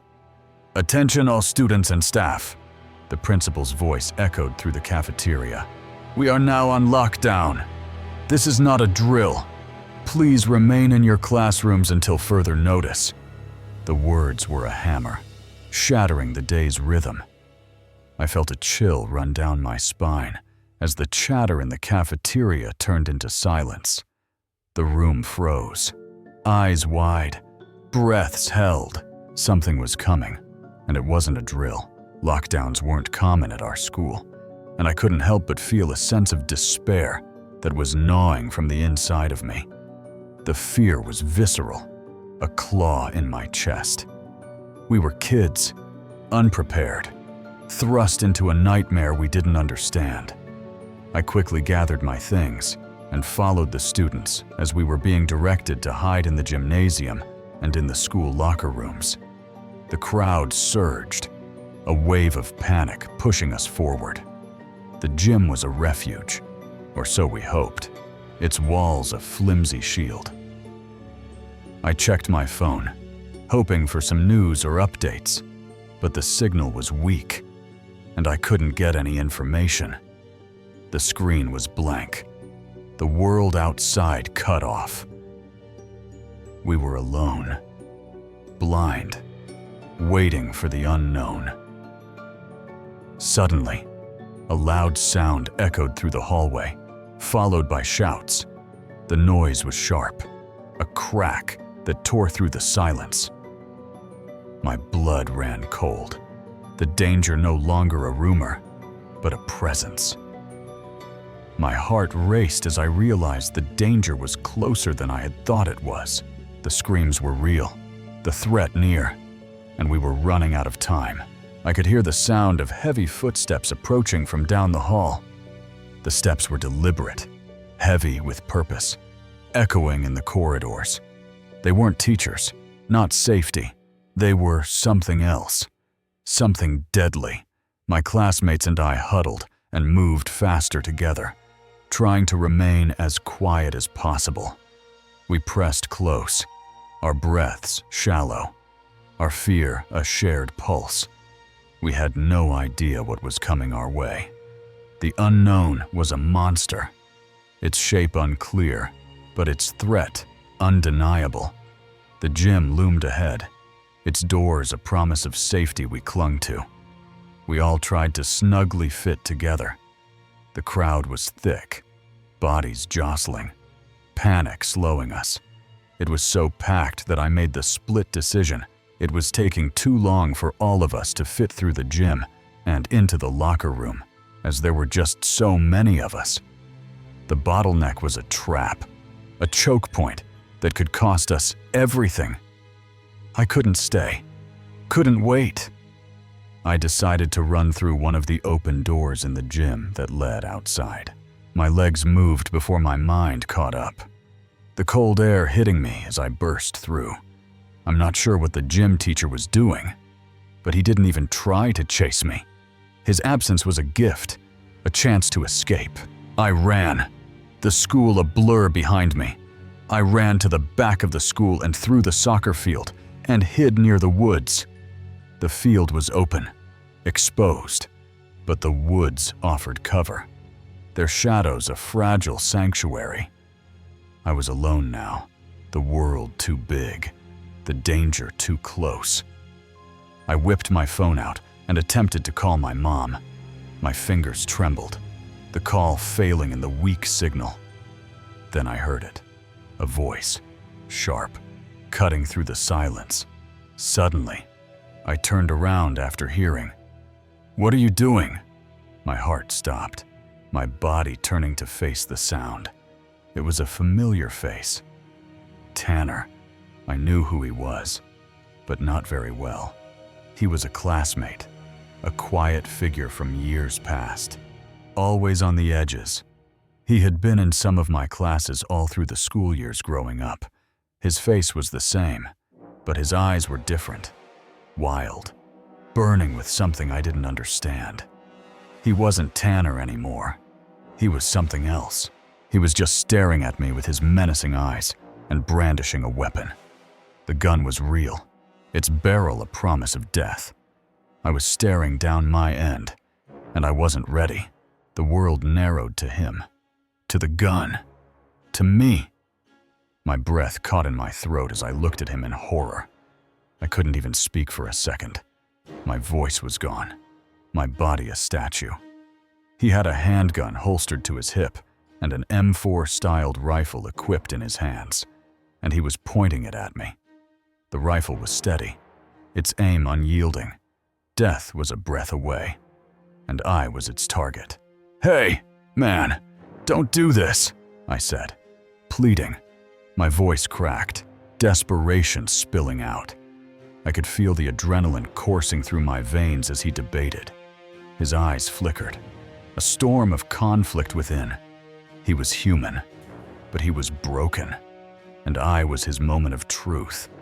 I stood up and faced him in the heat of the moment, practically thinking this might be the end. My legs shook, but I stood, defiance born of fear, my heart pounding in my chest. It was a drum, a countdown to my fate. To my surprise, I saw a flicker of hesitation in his eyes, a crack, a glimpse of the boy beneath the rage. I seized it, my only chance. I knew I had to try and reason with him, to make him see that there was another way. I reached for his humanity, fragile as it was. Words were my weapon, my only hope. "Man, you have to stop what you're doing," I said, trying to keep my voice steady. Each word was a step on thin ice, my fear a weight I couldn't show. "This doesn't have to end like this. Please think about what you are doing," I begged, my eyes locked on his, searching for a spark. He was there, somewhere, buried under pain. To my relief, he actually lowered his weapon. The rifle dipped, his hands trembling, the storm in his eyes breaking. He broke down and started crying. The sound was raw, a wound laid bare. I saw him then, not the monster, but the boy, drowning in his own despair. I could see the desperation and pain in his eyes as he revealed he wanted the pain to end. His words were a confession, a cry for release. Without warning, Tanner turned and left me alone. He walked away, his figure fading into the woods, leaving me in shock. I was alive, but the world was still falling apart, leaving me in a state of perpetual shock. I stood, frozen, the weight of what happened crushing me. I knew I had to do something. Though, I couldn't just sit there and wait for the worst to happen. I had to move, to act, to survive. I ran again, seeking safety in a world gone mad. I made a split-second decision again and decided to leave the school grounds completely. The school was a cage, its walls no protection. I could see the playground in the distance, so I ran towards it, hoping to find somewhere I felt safer. The swings swayed in the breeze, their chains a faint clink in the chaos. I crouched behind a fence by the swings, trying to catch my breath. My lungs burned, my mind racing. I was hidden, but not safe. Not yet. While I figured out what to do next, I suddenly heard footsteps approaching. The sound was soft, deliberate, a new threat in the dark. My heart leaped, fear a vice around my chest. I knew I had to act fast. Peeking out from my hiding spot, I saw Robert. Relief flooded me, his face a beacon. Oh man, it was nice to see him because he was one of my best friends. Robert was steady, his presence a lifeline. He said he saw me run out of the school when I did, and ended up following me. His loyalty was a gift, his courage a mirror. He said he saw the whole thing where Tanner had me held at gunpoint. He'd watched, helpless, as I faced death. He was my witness, my proof that it was real. The aftermath was a blur of fear and clarity. Tanner didn't go on to hurt anyone that day, unlike he planned. And surprisingly, he willingly let the officers arrest him. His surrender was a miracle, a choice I hadn't expected. He was broken, but he stopped, and that saved us all. It's crazy how I had barely escaped a terrible outcome. The nearness of it, the fragility of my life, was a weight I carried home. I ran home as fast as I could and told my mom everything while she hugged me. And we cried. Her arms were safety, her tears a mirror of mine. Tanner was a kid who had been bullied his whole life. The truth was a wound, his pain a story too many shared. That obviously doesn't give him the right to kill people. But man, something in our world needs to change. His story was a cry, a call for something better. I survived. But survival isn't healing. I walk differently now, my eyes scanning, my heart guarded. The woods, the field, the gun, they're part of me. A story I tell to remind myself. Mercy is fragile, but it's enough to save a life. The closet haven. The school courtyard buzzed with laughter, kids soaking up the humid air between classes. I was a freshman, carefree, planning a weekend getaway. Then the shots rang out, sharp, merciless, shattering the day, turning my world into a nightmare. Screams filled the air as I ran, my legs burning, toward a supply closet in the gym. The door slammed shut behind me, sealing me in darkness. Each gunshot echoed closer, a countdown to death, and I was alone, praying for survival. Time stopped in that closet, the silence heavier than the shots. I curled up, sobbing, imagining my family, my friends, wondering who was still alive. The walls seemed to close in, the blackness a cruel mirror of my fear.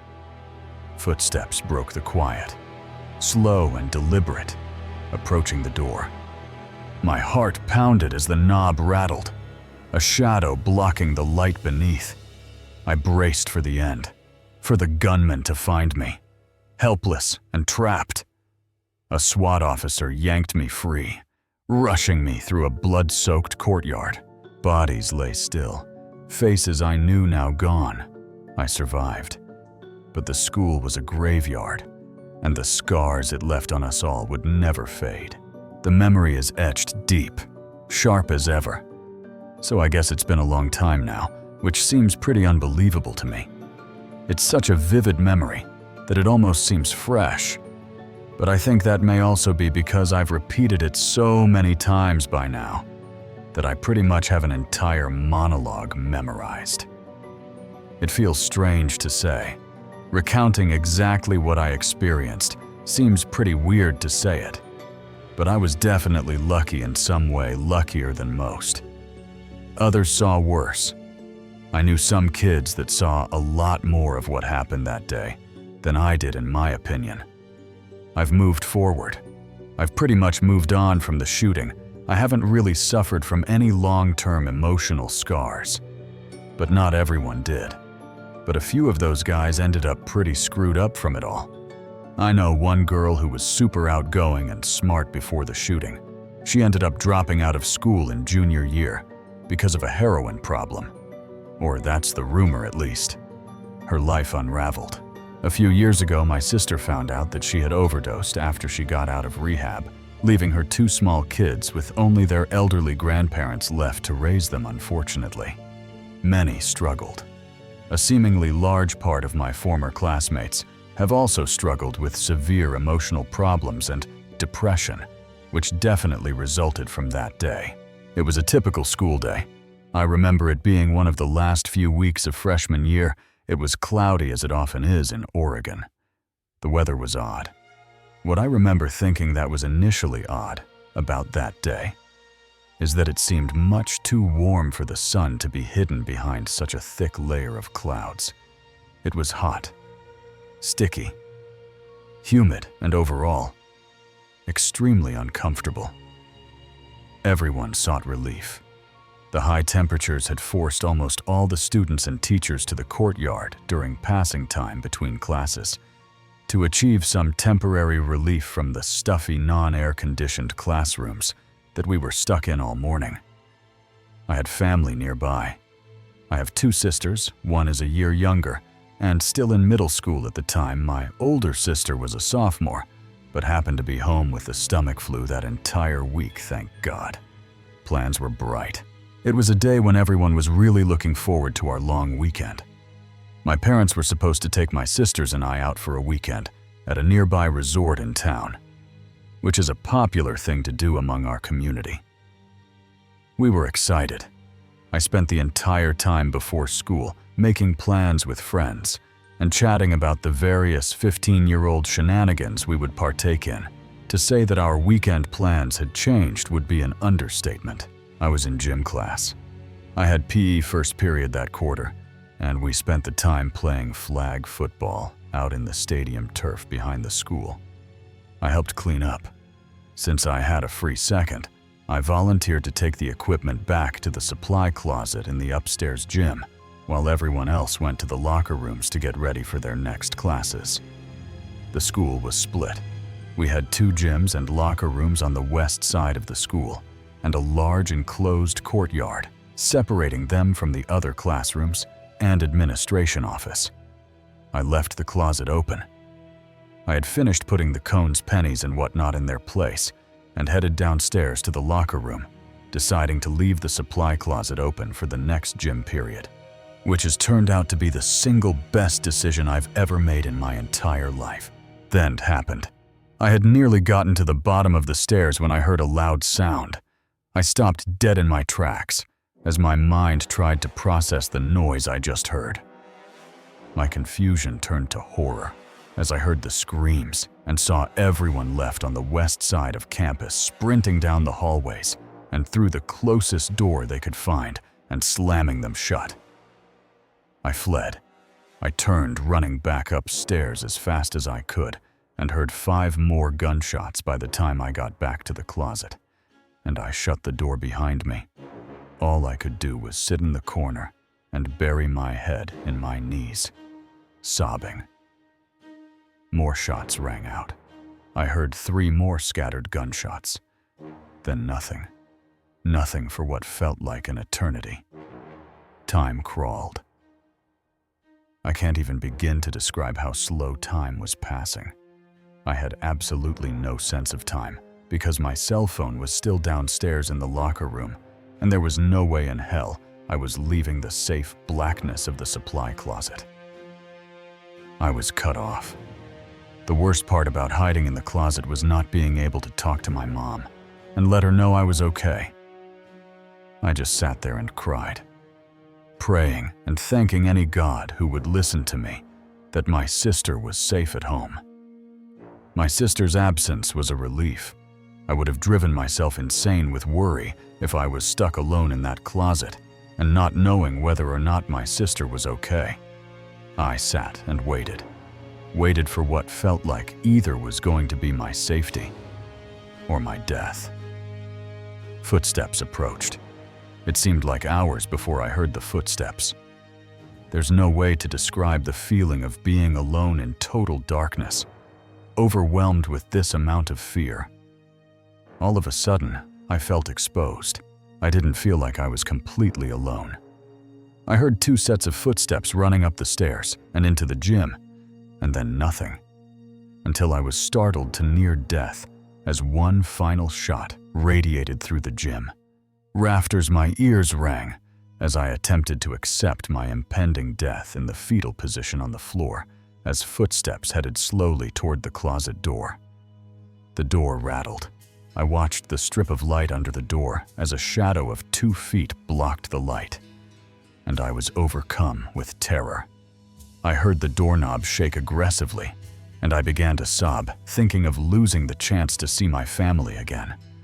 That my fate was stuck in the hands of an angry psychopath on a shooting spree, looking for the opportunity to execute me as I crouched helplessly in a dark and lonely closet. Rescue came. Before I knew it, the doorknob had been broken off. Next few moments are the most vague in my memory, as a member of the SWAT team pulled me to my feet and ran with me by his side. It was so fast my feet barely felt the ground. He kept my head down. But that didn't hide everything. I saw so much blood under my feet on the pathways as the officer rushed me through my school courtyard and murder scene. The shooter was known. I didn't know him, but I heard of him from my sister. He was a junior at the time, and a very depressed and bitter boy. I guess he had few friends, if any, and always seemed to have a temper. She witnessed him one time throw desks, and sometimes would have huge temper tantrums in the class when he didn't understand the material. The tragedy unfolded. From what I have been told, this is more or less what went down.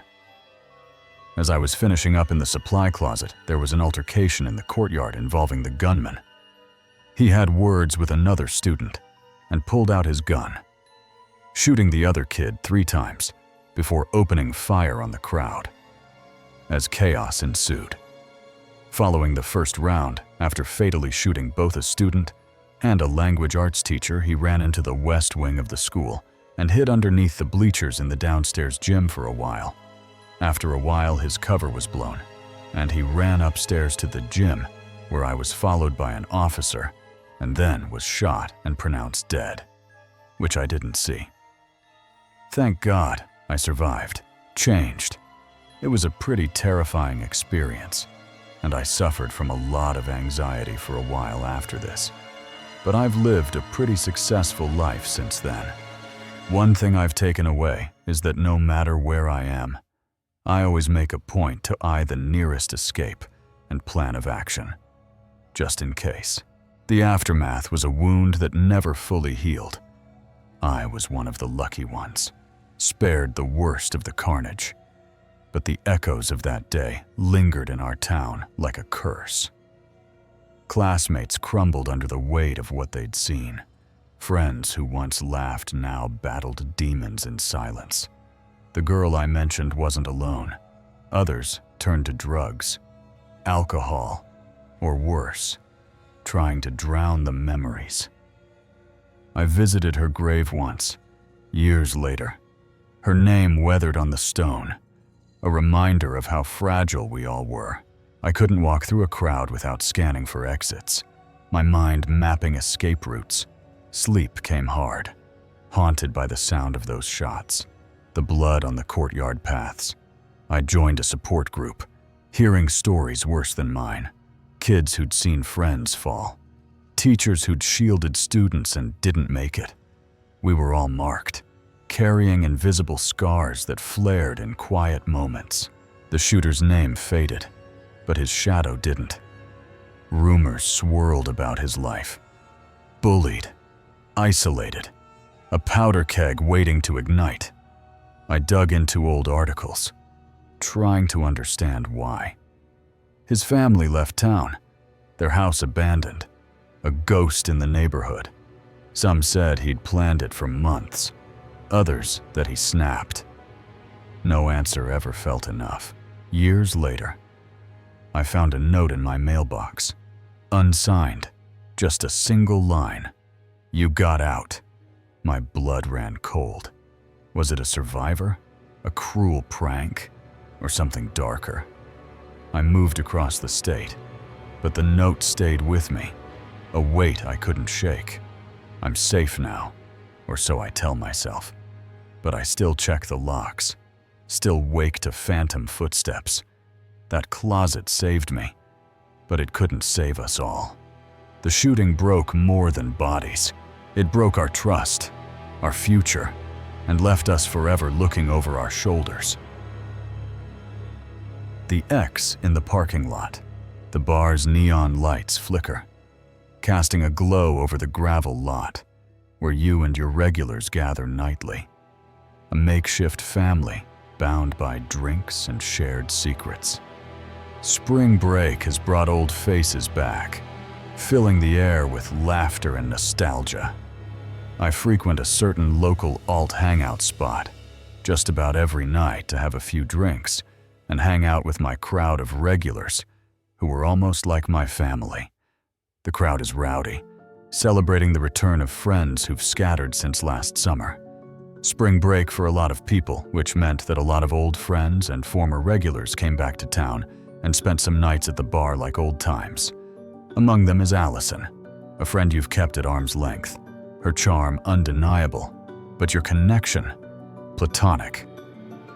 Among this desperate group of people is a friend of mine whose identity I will protect by referring to them as Allison.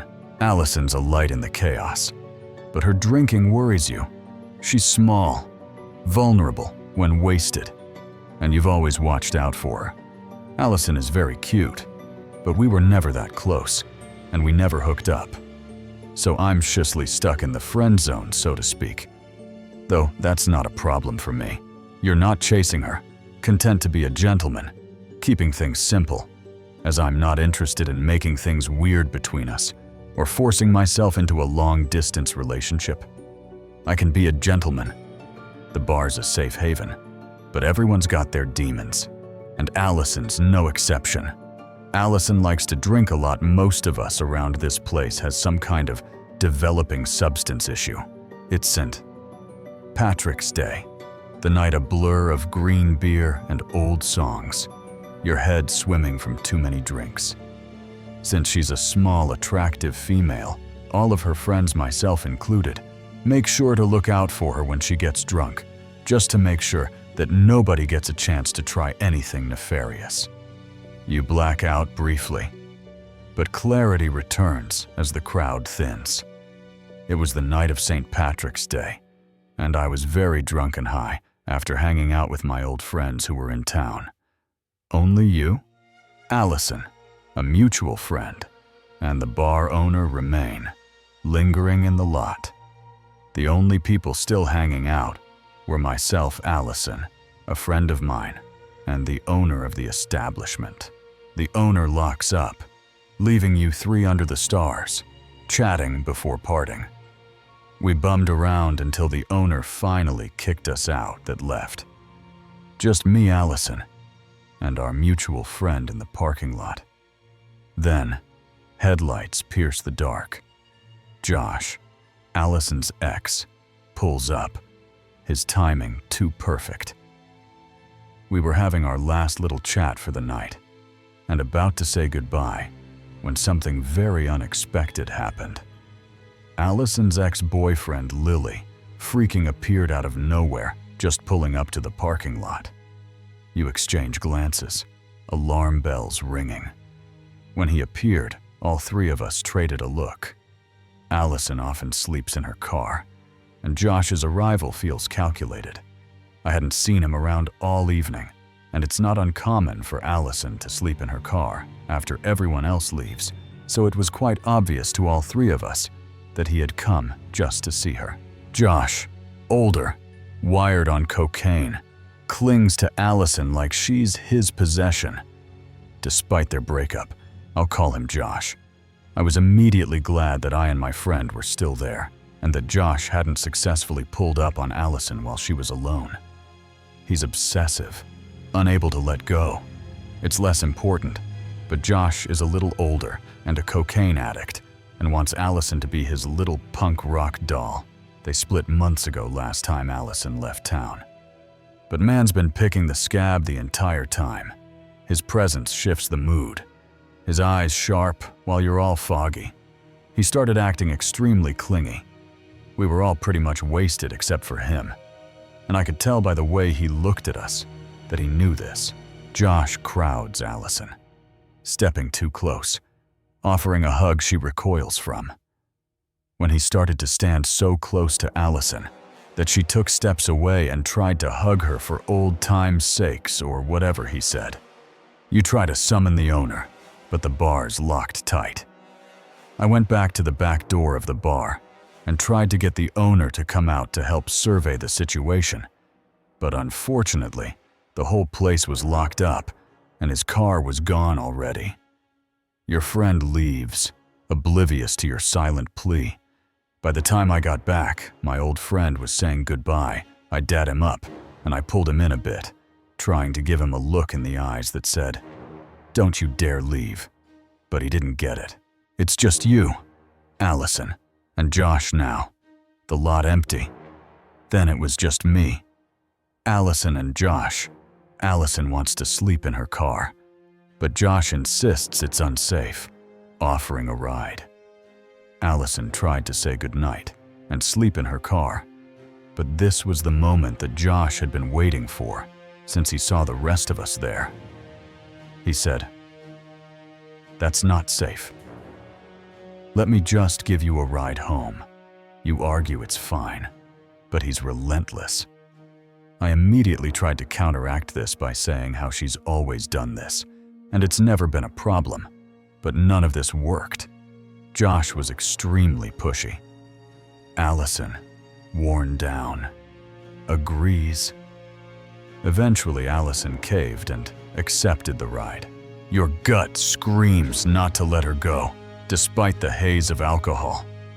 We all said goodbye and got into our cars, then sat in the parking lot for a minute.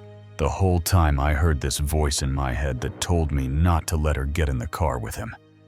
You follow as they pull out, Josh turning left, wrong for Allison's home. As they pulled out, I got in line behind them. We rolled through to the exit together, where we both should have turned right. But then Josh made a left turn. My heart jumped into my throat. You trail them, keeping distance, heart racing. I knew full well that Allison didn't live down that way. Took a deep breath and gave them about 5 seconds of follow distance, then made a left turn to follow them. Josh turns into a side street, and you lose sight of them.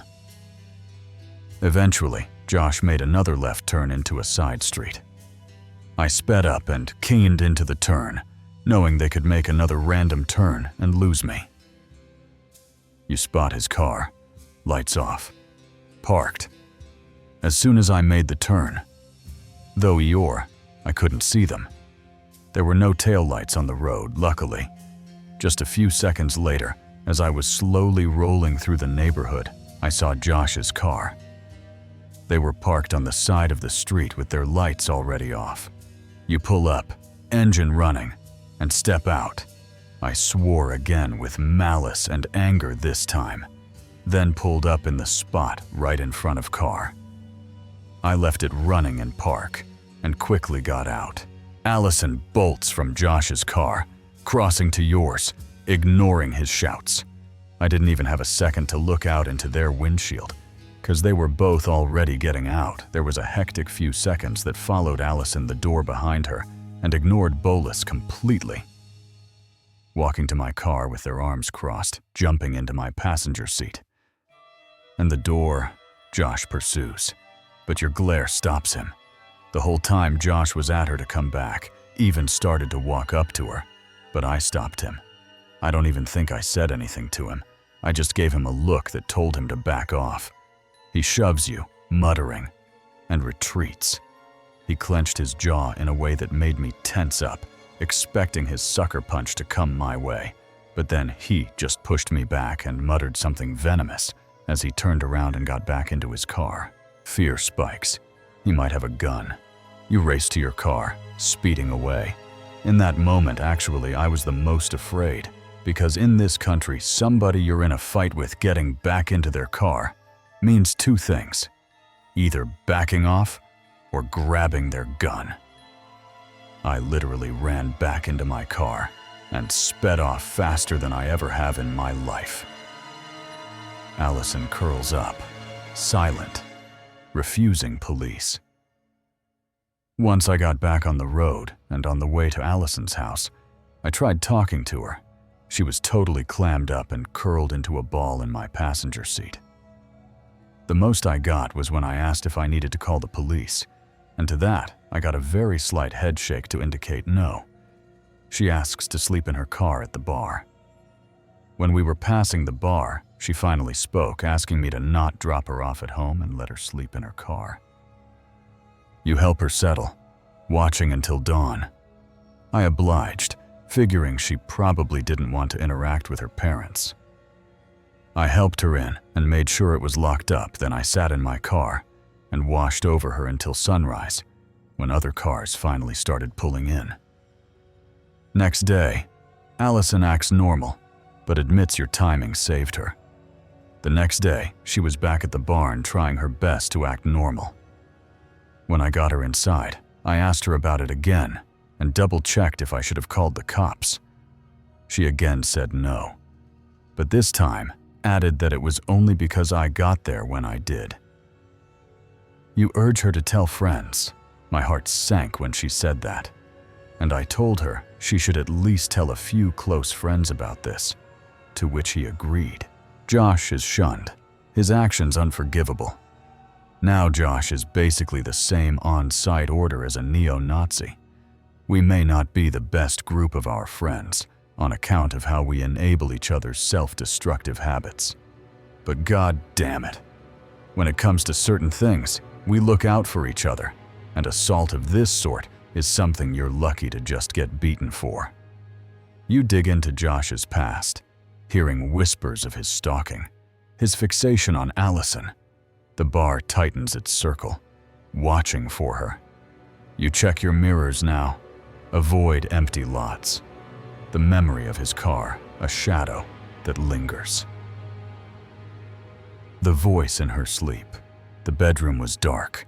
The only light a faint glow from my booklight clipped to the pages. My girlfriend, Lily, slept beside me, her breathing soft, her body curled away. She'd always talked in her sleep, whimsical nonsense that made us laugh in the morning. But tonight, the air felt different, heavier, like the room was holding its breath. I turned a page, unaware that the woman I loved was about to become a stranger. Lily's voice broke the silence, a mumble too low to catch. I glanced over, her face peaceful, eyes closed, lost in dreams. I smiled, expecting another quirky phrase to share over coffee. But the mumble grew louder, sharper, words forming in a tone that wasn't hers. Her head turned, eyes snapping open, wide and unblinking, staring straight at me. They weren't her eyes, not the ones I knew, not the ones I loved. I froze, my book forgotten, my heart a hammer in my chest. Her gaze was empty, like she saw through me to something else, something beyond. She spoke again, her voice deep, guttural, calling me dearie in a way that made my skin crawl. I slid out of bed, her eyes tracking me, her body still as stone. The room seemed to shrink, the walls closing in, her stare a weight I couldn't shake. "Come back to bed," she said. The words not hers, the voice a mockery of the woman I knew. Her eyes rolled back, whites gleaming in the dim light, her fingers twitching in unnaural patterns. I backed away, my voice trembling as I asked if she was awake. No answer, just that stare, those hands, moving like they belonged to someone or something else. I was trapped, inches from a nightmare wearing her face. The scream came next, a sound no human could make, high and piercing, shattering the night. She lunged, her body jerking toward me, her fingers clawing the air. I grabbed my water bottle, instinct overriding fear, and threw the contents in her face. Her eyes closed, her body stilled, and she collapsed, asleep again, as if nothing had happened. I stood there, shaking, knowing I'd never sleep beside her the same way, knowing whatever spoke through her wasn't gone. My girlfriend talks in her sleep, a quirk that once charmed me. At first it was cute and hilarious to tell her what she said the next morning, her sleepy ramblings a source of laughter. It was really just harmless nonsense like the sky is folding or we need to raise the ground, phrases that sparked giggles and guesses. We talked the next day about if she remembered her dream, but she never did, her mind a blank, her words a mystery. I wish I knew what she meant by "we need to raise the ground," a phrase that lingered, odd but innocent. Our nightly routine is for us to start cuddling, and then give up once it gets too hot. Then we're both on our sides, usually back to back, a dance of comfort and space. She would fall asleep before I do, and so I would hear the full range of her nightly musings, her voice a soft hum in the dark. Honestly, at first I was eager to hear what she said, because it was always funny to tell her and our friends what she would say while she was deep in REM sleep, a private comedy, a shared joy. But now I'm done, the charm gone, replaced by dread. I'd prefer she not talk anymore, a wish born of fear. Last night I was still up just reading back to back, lost in my book, the world quiet. I hear her mumble something under her breath. Couldn't quite make out what she said, her voice low, indistinct. I lean over from my book to peek at her face, and she is sleeping soundly, her features soft, serene. I return to my book and get back absorbed into its pages, the story pulling me in. At some point, I fall asleep, the book slipping from my hands, the light still on. Next thing I know, I'm woken up by my girlfriend talking at full volume, her voice loud, jarring. I open my eyes, and at some point in the night, both of us have turned to lay face to face, inches apart, too close. My girlfriend's eyes were wide open, and she was staring right at me no more than 2 in from my face. Her gaze unnerving, unnatural, but her eyes were blank, like she was looking through me. Empty, distant. These eyes, man. It's like she was straining to widen them as much as possible. A caricature of the eyes I knew. Those are the eyes I fell in love with. And right now they are scaring the absolute piss out of me. Love, twisted into terror. My heart rate skyrockets and my body gets a surge full of adrenaline. Instinct screaming danger. I throw off the covers and jump out of the bed, looking at her, and her eyes follow me like a painting. But her body stays still. Her stillness, eerie. Her gaze relentless. Her body hasn't moved, but her eyes dart from looking at me to looking around the room. Quick, erratic, like searching for something. I dare to ask her, "Are you all right?" My voice trembling. Hopeful. But no response, just silence, her eyes piercing. Those eyes were piercing through me as I spoke, though. They are now deadlocked, looking right into my eyes, a connection that felt wrong, invasive. Her breathing hasn't changed. She was definitely still sleep breathing for sure.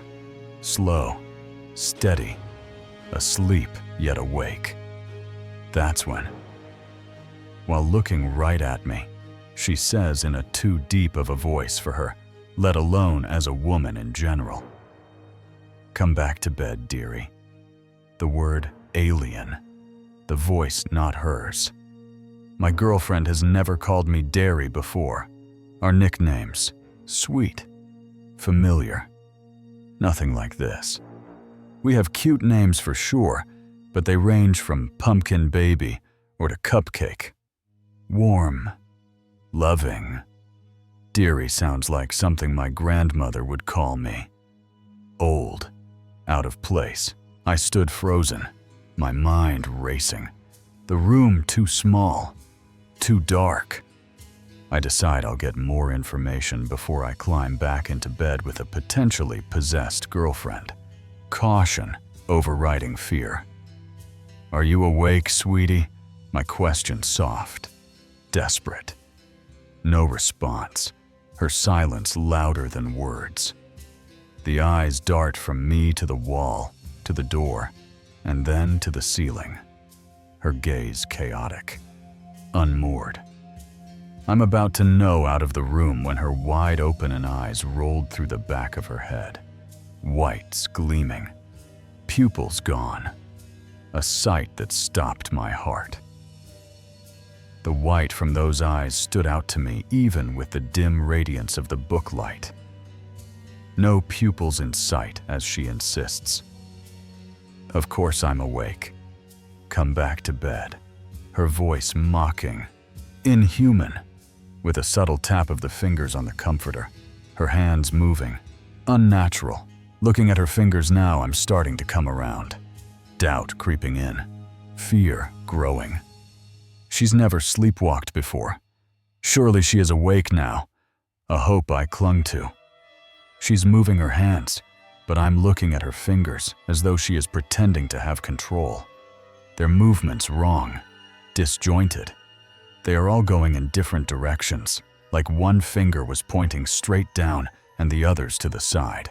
Not her hands, not her will. Those hands are not my girlfriend's hands. They are simulating normal movement as best they can, a grotesque mimicry. That's when I say, "Hey, I'm going to get a drink of water, baby. I'll be right back." "Can I get you anything?" My voice steady. My plan to flee. Fully planning to run out of the house the moment I'm over the threshold. Escape my only thought. But my normally agreeable and sweet girlfriend decides I'm not allowed to leave. Her will not her own. "As serious as cancer," she says in that too deep horror voice.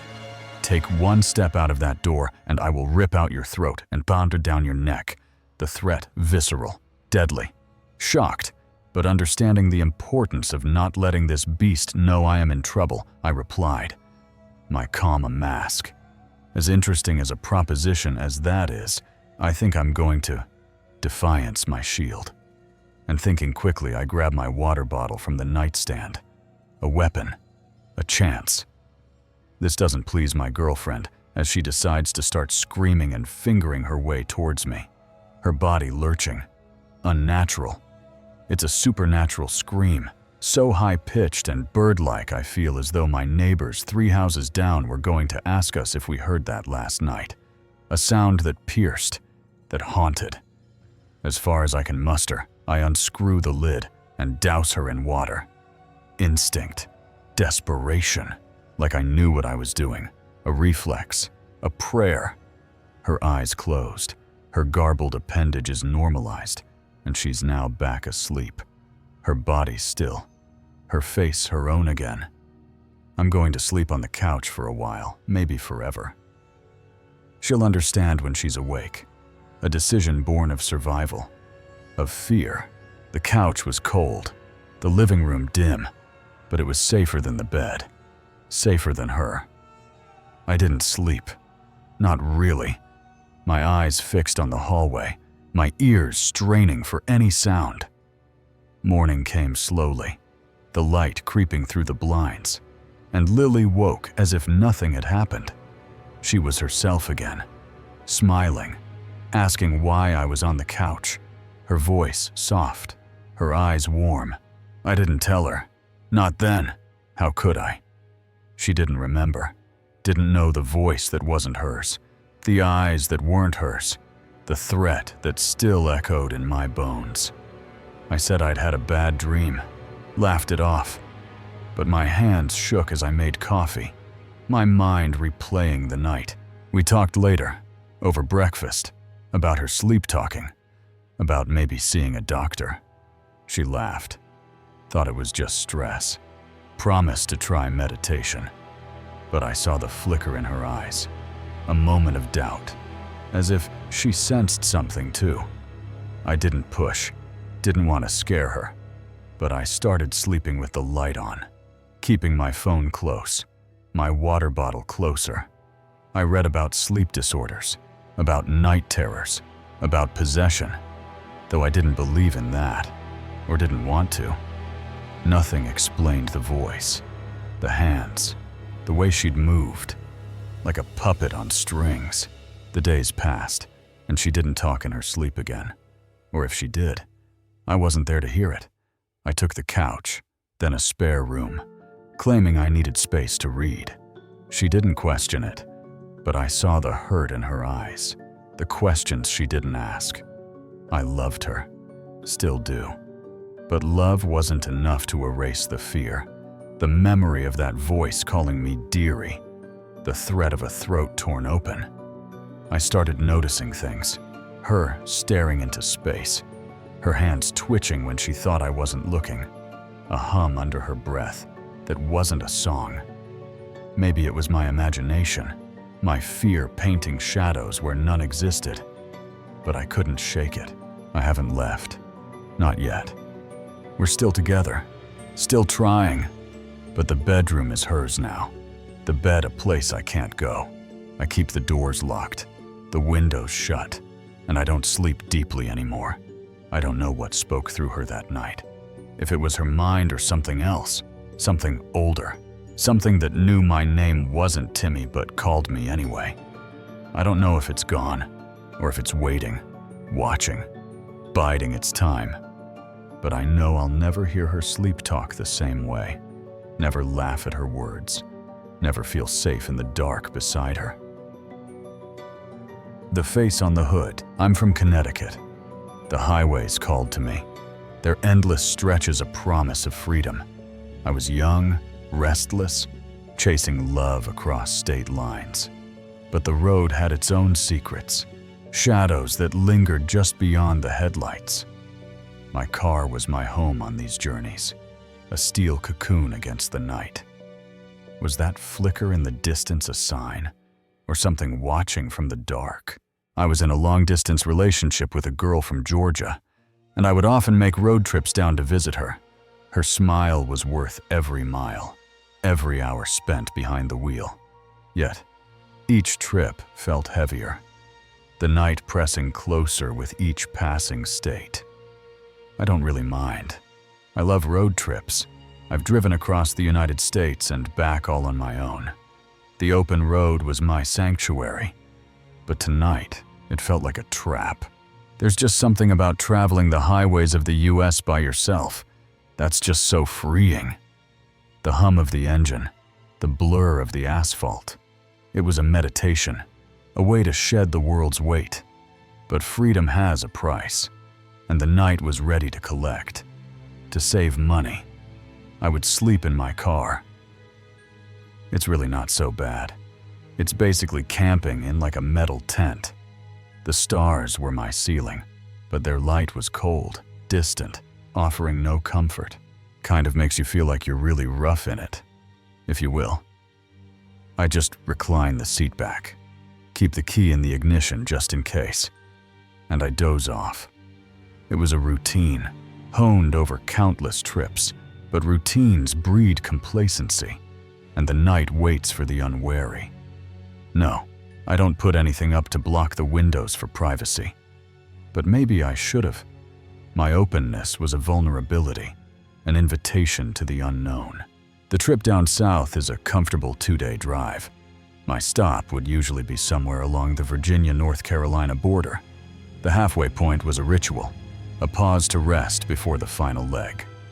But tonight, the border felt different. Its silence, a warning I couldn't read. So, for my previous trip, that's exactly where I stopped that night. The rest stop loomed ahead, a lone beacon in the dark, promising safety or something else. Or rest stops were often less trafficked and thus quieter than truck stops. Normally, I would have stopped it a lot, but I was so tired that I settled for the first rest stop I saw. Exhaustion dulled my senses, the road's monotony lulling me into carelessness. It was oddly vacant that night, with only a couple alone. Cars sitting for alone under the amber street lamps. The emptiness was eerie. The cars like ghosts under the flickering lights, most likely travelers with the same idea as myself. I pulled into a parking spot away from the others, under the shadow of a tree and far from the street lamps. I figured I would have more privacy there, as opposed to being bathed in light. The tree's branches cast jagged shadows, a cage around my car. So I did my usual thing, locked my doors, opened the window just a hair for ventilation, kept my key in, reclined the seat, and then just went to sleep. The darkness enveloped me, a blanket woven with unseen threats. I was never interrupted on any of these car camping nights, so I never suspected anything on this one. My trust in routine was my downfall, a false shield against the night. But then a sharp tap woke me up. The sound was a blade, slicing through my dreams. At first, I thought I heard it in my dream. I opened my eyes, a bit confused. My heart thudded. The car's interior, a cocoon of uncertainty. Since I was leaned back, I was facing the ceiling and I couldn't see anything. I then heard another tap like a tiny object hitting a hard surface. It was deliberate. Each strike a question I didn't want to answer. It came in with an irregular rhythm. The pattern was wrong. Too human. Too intentional. Was it raining? Was water dripping onto my windshield? I'm under a tree, so maybe something fell from the branches. My mind scrambled for explanations, each one weaker than the last. Maybe it was a squirrel or a bird, and maybe they dropped something. But squirrels don't roam at night, and birds don't tap like that. What if a squirrel was climbing around my car? Or what if it wasn't an animal at all? The thought was a spark, igniting panic. The thought occurred to me that it might very well be a person poking around outside. My breath caught, the car shrinking around me. What do they want? Were the doors locked? Yes, and the keys were in the ignition. I can leave in an instant. The keys were my lifeline, a promise of escape. So, still, I lay there, completely still, pretending to be asleep, pretending I hadn't heard anything. My body was a statue, fear locking every muscle, pretty much just hoping whoever it was that they would leave me alone. Ignorance was my shield, fragile and fleeting. It was better to not find out. I was definitely too afraid to find out. Knowledge was danger, a truth I wasn't ready to face. It was better to stay here in blissful ignorance. But ignorance is a lie, and the night was relentless. But still, the tapping continued. Each sound was a taunt, a challenge I couldn't ignore. And it was at this point I knew I had to do something. Fear gave way to resolve, a desperate need to act. There was no way I was just going to stay there. I literally had to look. My heart pounded, a drumbeat echoing in the silence. My heart was pounding. It was so loud. I was sure it betrayed me. In that moment, it was definitely loud. Whoever was out there could probably hear it, too. The car was a cage, and I was the prey. I decided I was going to look. I was going to raise my head up and see what was making that noise. My hands trembled, sweat beading on my brow. So that's what I did. What met my eyes sent a drool through my entire body. Terror was a current, locking my muscles in a vice. Every muscle fiber locked up in pure shock at what I saw. The sight was a nightmare, etched into my soul.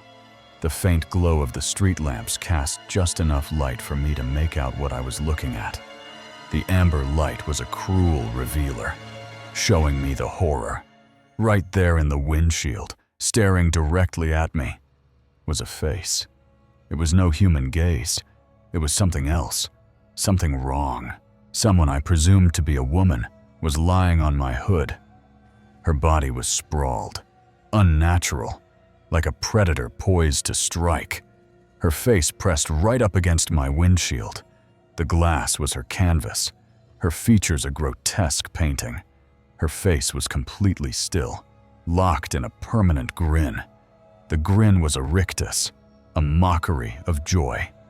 I froze in overwhelming terror. My breath stopped, the world narrowing to her face. The eyes I stared into appeared to have rolled back, showing only the whites. They were voids, empty of life, staring through me. Her nose was turned up, pressed painfully into the glass. The pressure distorted her features, a mask of agony. The lips stretched wide, revealing horrid, rotten teeth. The teeth were jagged, blackened, a graveyard in her mouth. Even in the darkness, I could tell her skin was sickly pale, contrasting her long, filthy black hair. Her pallor was deathly, her hair a tangled web of neglect. Whoever this was, she was clearly not in her right mind. She was beyond reason, a creature of instinct and malice. I don't know how long I sat there, too afraid to move. Time was a blur, each second an eternity of dread. Finally, I got a grip on myself and I shot my hand to the ignition. My arm moved on instinct, a desperate bid for survival. It turned over, making in that instant the most beautiful sound I ever heard. The engine's roar was a hymn, a promise of escape. But for a split second, I was afraid I might be caught in a horror movie scenario. The fear was a shadow, whispering of failure. The one where the car won't crank as the killer approaches. But the car defied the trope, its heart beating strong. But luckily, the car turned on just fine. Relief was fleeting, overshadowed by her presence, and I reversed as fast as I could, trying to not give this creeper time to try anything. The car lurched, tires screeching on the asphalt. In my panic, I remember activating the windshield wipers in a futile attempt to get her off. The wipers slashed, a useless gesture against her weight. I thought, was I about to drive out of here with some wacko holding onto my hood? The image was a nightmare, a chase I couldn't outrun. Thankfully, I didn't have to worry about that because soon as I stopped, the woman leapt off, landing on all fours. Her movement was feral, more beast than human. Seeing my opportunity, I shifted into drive and I gunned it right as I saw her reaching for the driver's side door. Her hand grazed the handle, a claw in the dark. With my foot on the gas, I sped out of the parking lot. The car surged, freedom within reach, and behind me, I heard her let out a piercing shriek like that of an animal. The sound was inhuman, a wail that tore through the night. I looked in my rearview mirror, and for a split second, I thought I saw her chasing me, running on all fours with her black hair swinging wildly around her. Her form was a blur, a predator unbound, her pursuit relentless. I couldn't get a good look. The mirror was a traitor, showing only glimpses of horror. as I rounded a curve in the road leading out of the rest stop and merged with the highway. The road opened before me, a lifeline to safety. Once there, I picked up speed and drove through the night. I did not dare stop again until I saw the morning light. The dawn was a savior, but her face lingered, a scar on my soul that no road could erase. The crimson bind, his kindness felt like a mask. Last month, my boyfriend's behavior changed, a sudden sweetness that jarred me. I noticed that something was off with my boyfriend. He was being too nice recently. He washed dishes, listened intently, gestures too perfect, too unlike him, like cleaning up his dirty dishes and being attentive to my needs. It might have warmed my heart, except for the nights he slipped out of bed, vanishing into the dark. If only I hadn't caught him waking up in the middle of the night and leaving the house. I'd wait, eyes heavy, but sleep always won, and he'd be back by morning. Silent. I tried waiting for him to come back, but I fell asleep after some time, and the next thing I knew, he was back in bed with me. The truth dawned. It hit me one morning. His niceness was a cover. That morning, it on me like I found all the pieces to the puzzle. Our intimacy had faded, and I'd blamed his mood. But now it seemed clear. He was cheating. That's why he was acting so nice. And recently, I would admit that we haven't had sex in a while, and I thought he just wasn't in the mood. Fury and heartbreak churned within me. He was having an affair. I was furious and heartbroken. I poured my suspicions out to Natalie, my best friend, who seemed as shattered as I was. So, I told my best friend Natalie all about it, and she was as heartbroken as me. She questioned my certainty. But what else could explain his absences? She kept asking if I was sure about it. I mean, what other explanation could it be? He'll be gone the whole night, and he'll be back in the morning. I planned to catch him.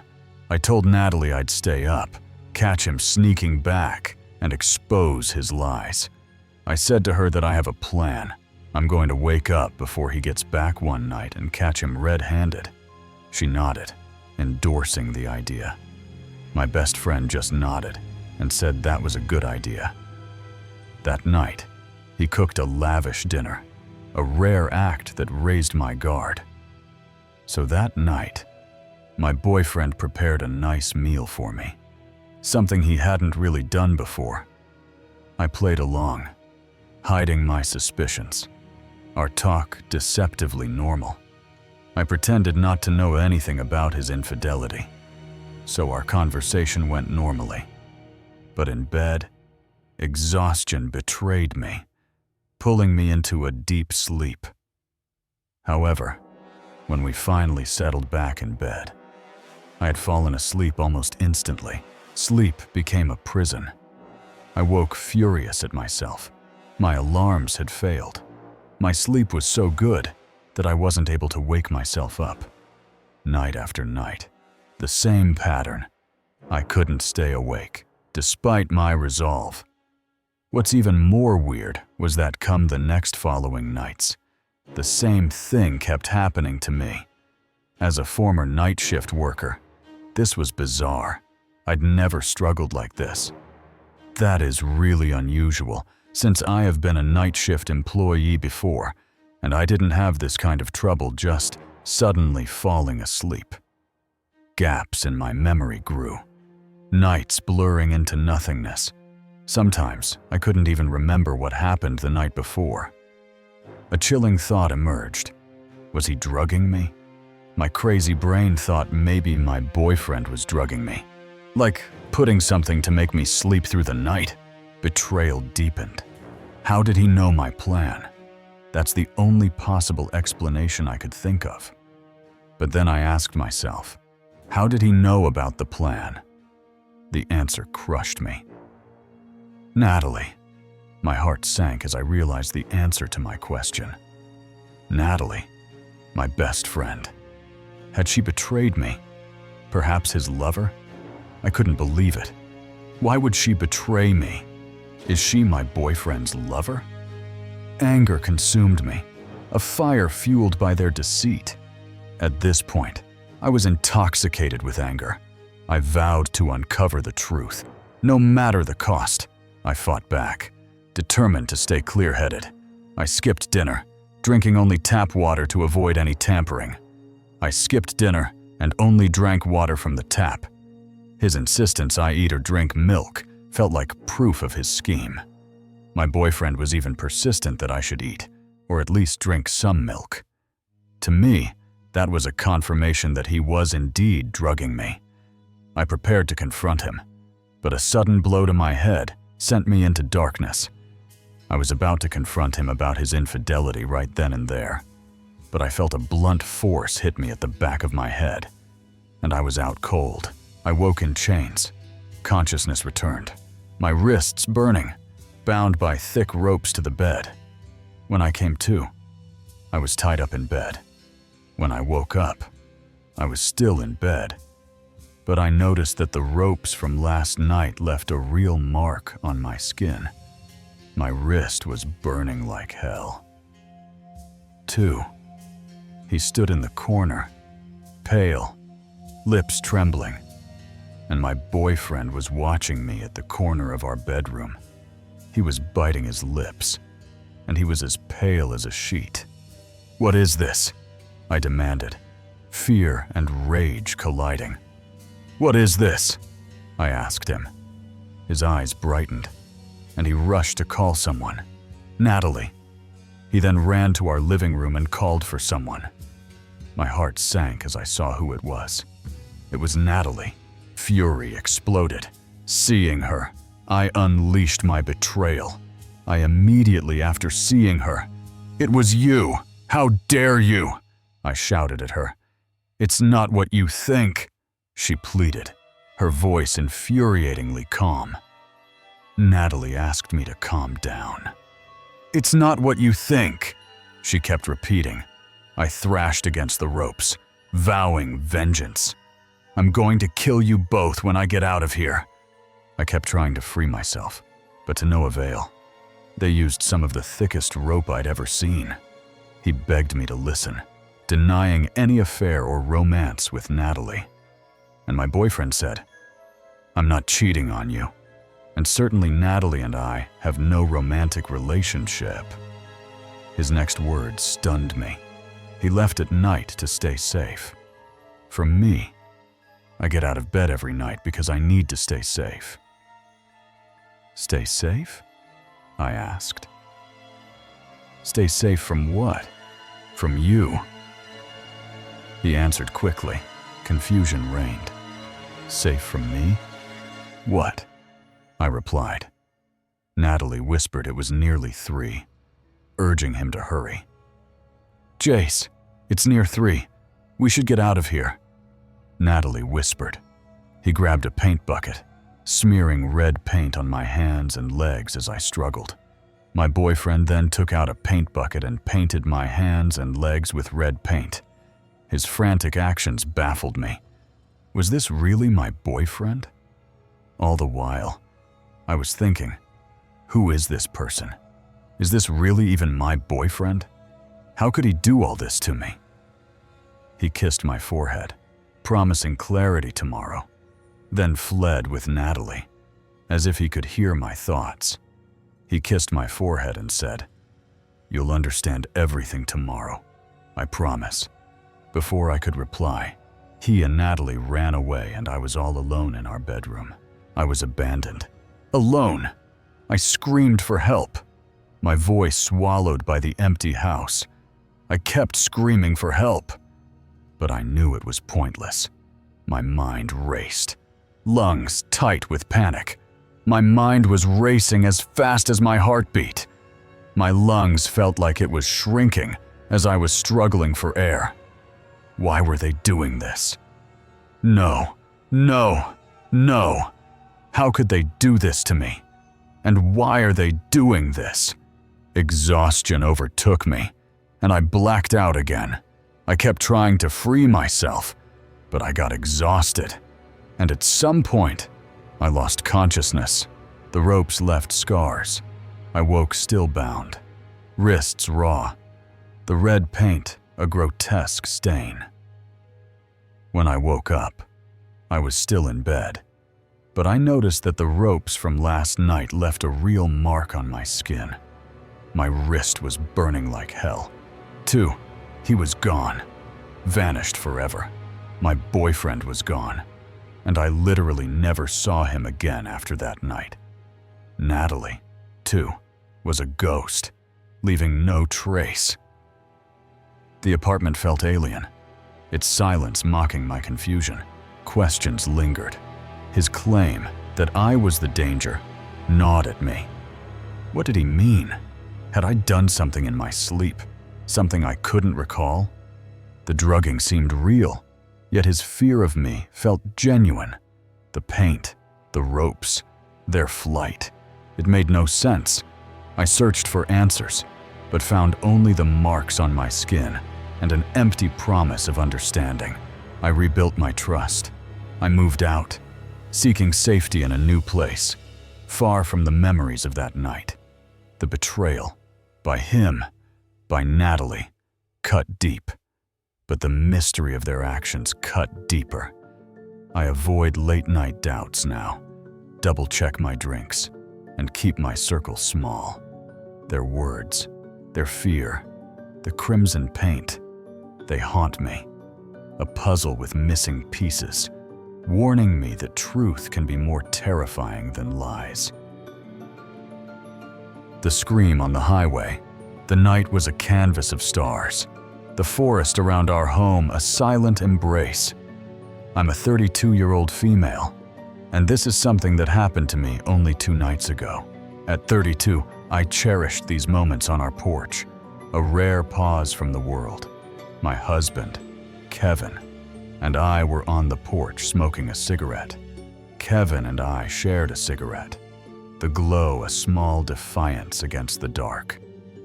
We live far out deep in the woods right off of a stretch of highway that's between 2 interstate exits. Our home, tucked off a lonely highway, was a refuge from the city's clamor. We were looking up at the stars, enjoying the quiet atmosphere. The crickets' hum was our only company, until a sound shattered the peace, pulling us into a nightmare we couldn't ignore. The air shifted, a faint noise cutting through the night's calm. I heard something, and I shushed my husband even though he hadn't said anything. My senses sharpened, straining to identify the sound. Was that screaming? Yes, it was a woman screaming like nothing I had ever heard before. Her cries were raw, desperate, a plea for survival. It sounded like she was getting murdered. In between blood-chilling screams, she was screaming out, "Help me! Help me!" Kevin's eyes met mine, wide with alarm. I looked at my husband, and we were both really freaked out. The screams grew louder, closer, a beacon of terror drawing us into action. Our quiet night now a stage for someone's fight for life. The highway, usually a distant hum, became a theater of horror. The more she screamed, the closer she was getting to the house. A shadow moved along the median, her form barely visible. I could eventually see a figure running along the median of the highway, making their way closer to the part of the highway that was in front of our house. Our home, set back from the road, offered a clear view. Our house is a good way back from our driveway, but not far enough that you can't see anything. If we could see her, she could see us. A thought that chilled me. If we could see her, that meant that she could see us. But we don't have any yard security lights. In the darkness, we were hidden, but vulnerable. As her cries pulled us toward a decision we couldn't avoid, I stepped back, my hand fumbling for my phone. I threw out my cigarette in the yard and started backing to stand in the doorway of the house, pulling out my phone to call 911. The 911 operator's voice was a lifeline, but our remote location meant a long wait. She was still in the median of the road screaming. Kevin moved with purpose, ignoring my pleas. Kevin started to run past me inside to get on his jacket and shoes.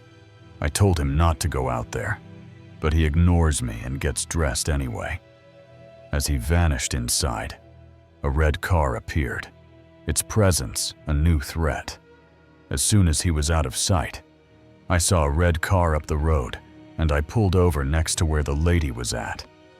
The night was no longer ours. It belonged to her screams and the danger closing in. The car's driver was a shadow, his voice venomous. There was a man driving. I couldn't see what he looked like. I only heard his voice. His shouts were lethal, aimed at the woman. He was yelling that he was going to kill her. Objects flew from his window. A violent barrage. It looked like he was throwing stuff at her out of the window.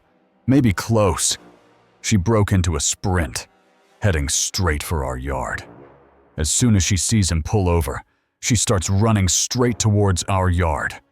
I shouted for Kevin, my voice sharp with panic. I yell for my husband. The woman was coming to us, her pursuer close behind, and our home was now the center of a deadly chase, with help still too far away. My son's frightened eyes met mine as I ushered him to safety. I tell my 9-year-old son to go into our room where the baby is and close the door. His fear mirrored my own, but I had to stay strong. He can hear the whole thing, and he was pretty frightened. Kevin burst onto the porch, racing toward the woman. My husband runs out onto the porch and into the yard towards her. He reached her, his voice steady as he checked on her. He asks if she's okay. Her story spilled out in gasps. A ride gone wrong. A driver turned predator. She says that she had gotten a ride home from the sky and halfway down the road. He started acting really creepy. The duct tape she'd seen had been her breaking point, prompting her desperate escape. She looked behind her seat, pretending to look at a car behind them, and she saw a roll of duct tape, fearing for her life. She jumped out of the moving car, and she just started running down the road, screaming for help. Kevin guided her to the house, his phone now a second link to help. Kevin starts to lead her towards the house, and by now is on the phone, also with the police. He relayed details I'd missed, his calm a stark contrast to the chaos, having gathered more information that I wasn't able to give them when I called. They told him to stay on the line with them until an officer showed up. Inside, her injuries were stark.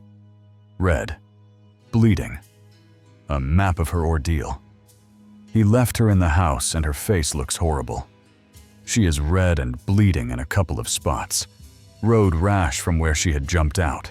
She recounted his violence, a prelude to her flight. She also said that he hit her before she was able to escape. We locked every barrier. Our home, a fortress. She came in, and we locked the doorknob, deadbolt and chain. But safety felt fragile. The night pressing against our walls. We huddled by the window, Kevin updating the police. We stood together near the window waiting for the police to show up. Kevin was giving updates and answering questions on the phone. The red car loomed across the highway, a silent menace. Yes, his car is still parked across the highway. It's a red sedan in front of our neighbor's house with lots of blue porch Christmas lights. Then, a violent knock shook the door, his voice a snarl. The man was yelling, "I know you're in there. I saw you running. The people in there can't protect you." I shouted back, defiance masking my fear. I shouted through the door that he needed to leave our property, and if he was smart to get in his car and drive off. His response was a chilling promise. He says, "Go ahead. Call the police. I don't care. They won't be here in time." The woman's pleas echoed, her terror our own. The woman was freaking out and crying, saying, "Help me. Please help me." over and over again. I grabbed a knife, its weight a small comfort. I ran to the kitchen to get a large knife just in case. Our iron door was strong, but the windows were weak. We had a huge, solid iron door, but our windows were easily breakable. If he really wanted to get in badly enough, he certainly could. Kevin emerged, gun in hand, his resolve unwavering. My husband just came out from our bedroom with his gun. Sirens broke the night, squad cars flooding our yard. When a squad car pulled up in the yard, 2 more following behind it, and went across the street where his car was. The man fled, vanishing into the woods. He took off on foot, running. The police tended to the woman. Her safety, our victory. They tended to the woman and got her home safely. She lived nearby, a neighbor we'd never met. And it turns out she lives across the highway from us, about 5 houses to the left. The police searched, but the woods swallowed him. It had been later, and they still hadn't found the man. Somehow, when he ran away, he actually escaped. The forest, vast and dense, was a perfect hideout. There are a lot of places to hide in these woods.